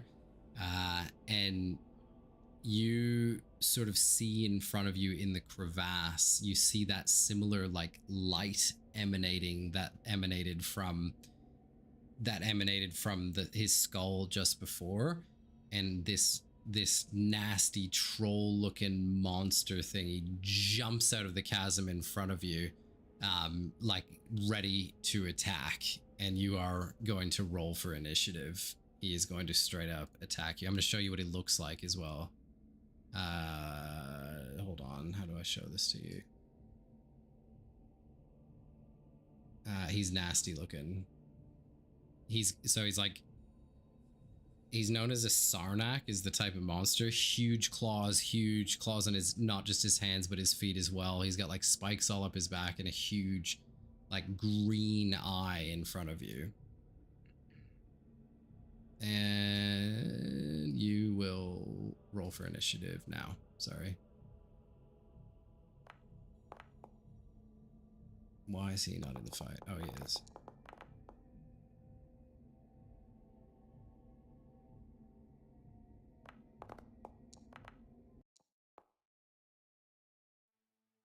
And Solomon, you rolled a big one. Actually get to start for once. Time to white. All right.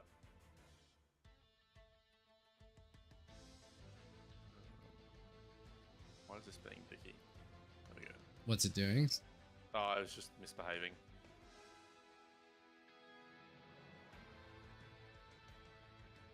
I'll swing at him with my sword and miss him because why fucking wouldn't I? No smiting today on the Sarnak. I'll just end my turn. Ratio. Alright, I'm just gonna step forward with the dagger. Give a little swing. Potentially sneak attack. Does an 18 hit? Yes, it does. It does. It does. Normal damage. Yep. And also sneak attack. Big sneak attack. Big sneak attack. Okay. Oops, I took way too much health from him. Sorry. I just put him to 7. Oh, and he has purple blood as well. How cool is that? Okay, is that your turn, or you have a bonus action? That is all I'll do. That's my turn. Done. All right. All right. So he is going to go for slashes on the big guy. He's going to go. Where is his attack? Here we go. That come through? No. He's broken. Oh, hold on.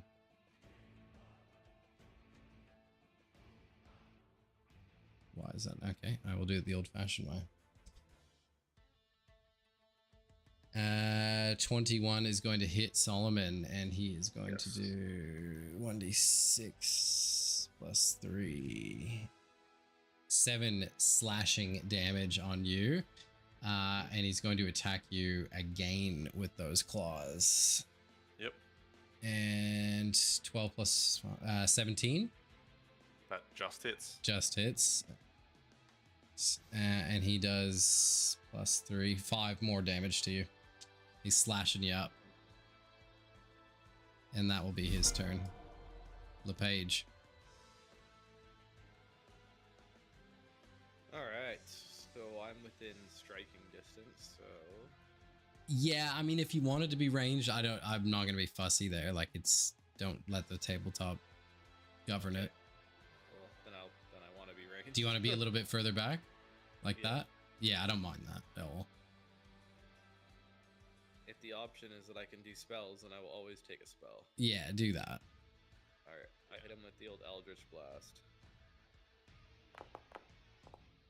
No, I don't. No, you don't. Solomon's like, please. I passed my turn. Solomon. Let's go. Are you fucking serious, bro?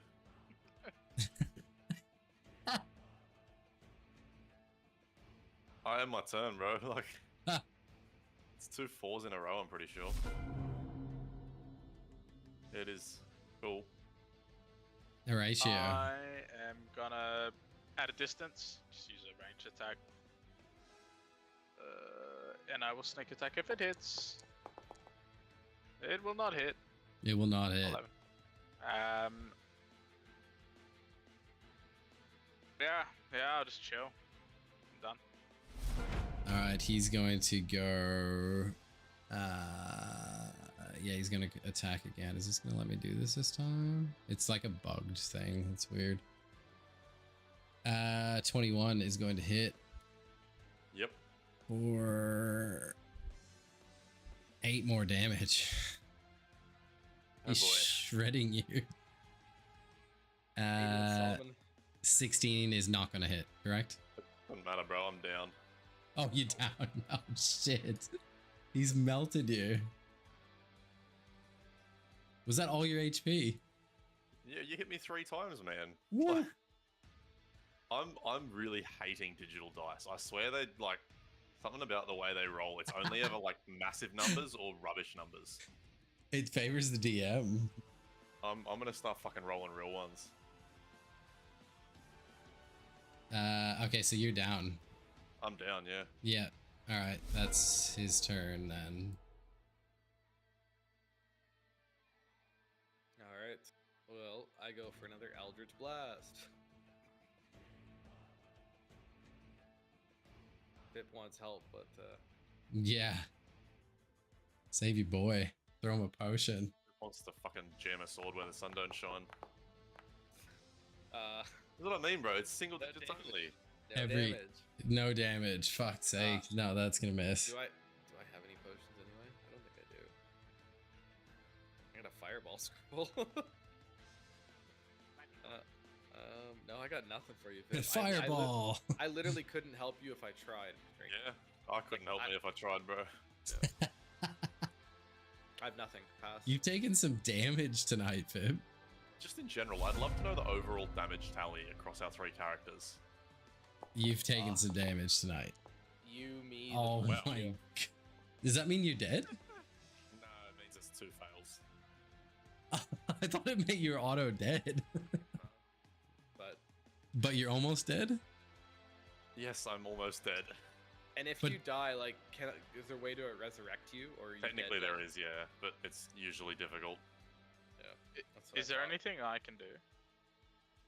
Can you like- heal him? I've got the Yeah, potion. yeah. Fucking throw him a potion. Yeah, you can feed one down my gob. I'm about to slam dunk this on your forehead. Yeah. How do I do this? You roll the potion. Just roll you Okay. roll the potion Use for the him. potion Oh. action. Yeah. That wasn't it then. I don't know how to roll it.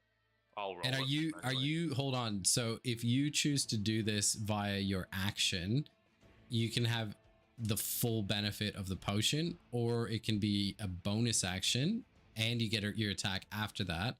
But if it's a bonus action, then you roll the dice for the health. So I'll leave that up to you to decide. Is the full action just would it be 10 10. hit points? Yeah. I'll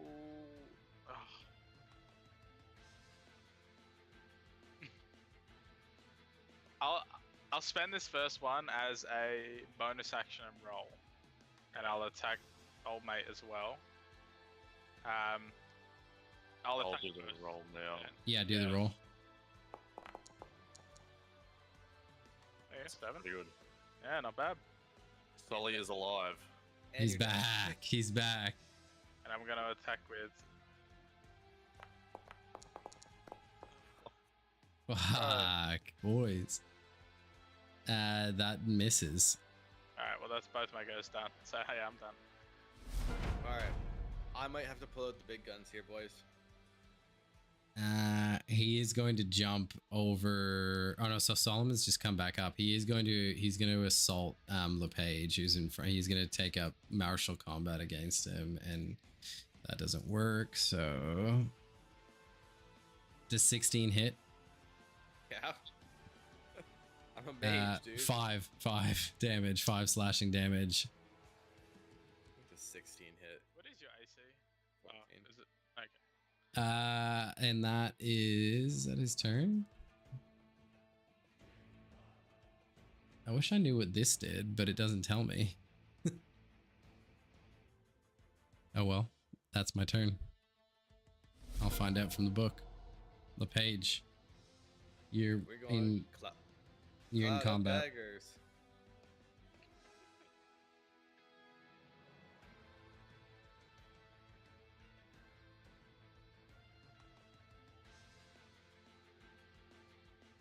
Why doesn't it give me that?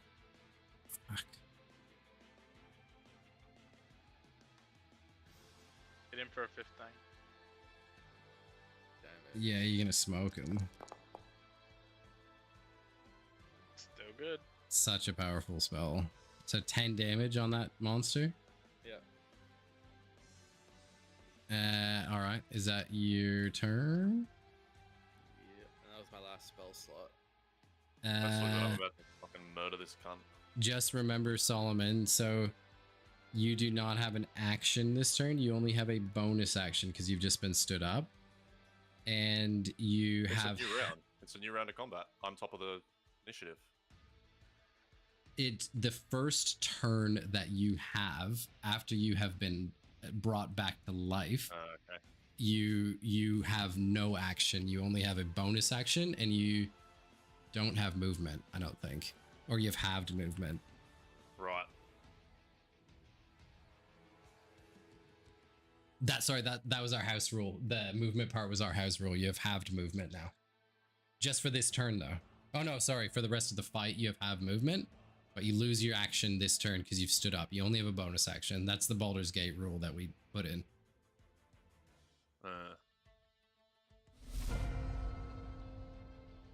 So basically, you can drink a potion, you can disengage, that kind of stuff. Like, not disengage unless that was a bonus action. Yeah, I'm just gonna have to drink a potion. That's all I can really do. You deserve it, mate. And he's in the cloud of daggers at the moment, right? The monster is, yeah. Yeah. Okay, he's fuck. He's pretty worse for wear, FYI. Okay. You cutting him up? I'm good. Tired. Yeah, me too. Big time.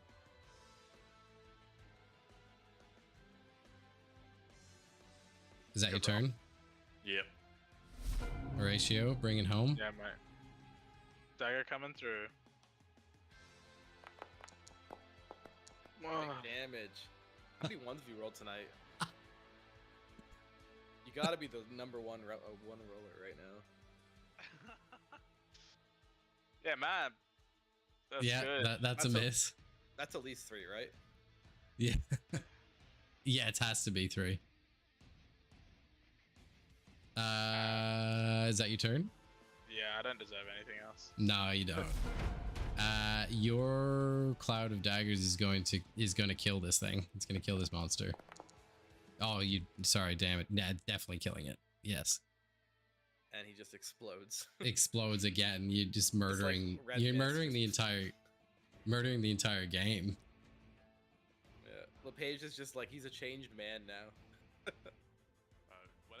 Come level 5, I promise I'll contribute. Level 5.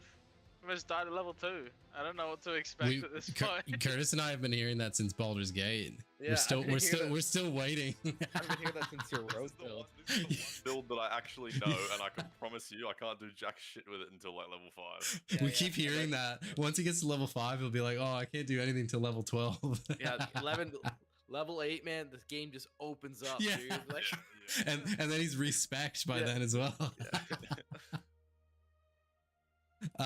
Okay, so obviously we need to go to bed here, but just remember right now that you are in this room. You have not like done anything, explored anything. Like, you do have a cavern in front of you. Obviously there was a monster that just jumped out of its little lair under the bridge and attacked you. He was obviously connected to Yarno in some way, through that telepathy.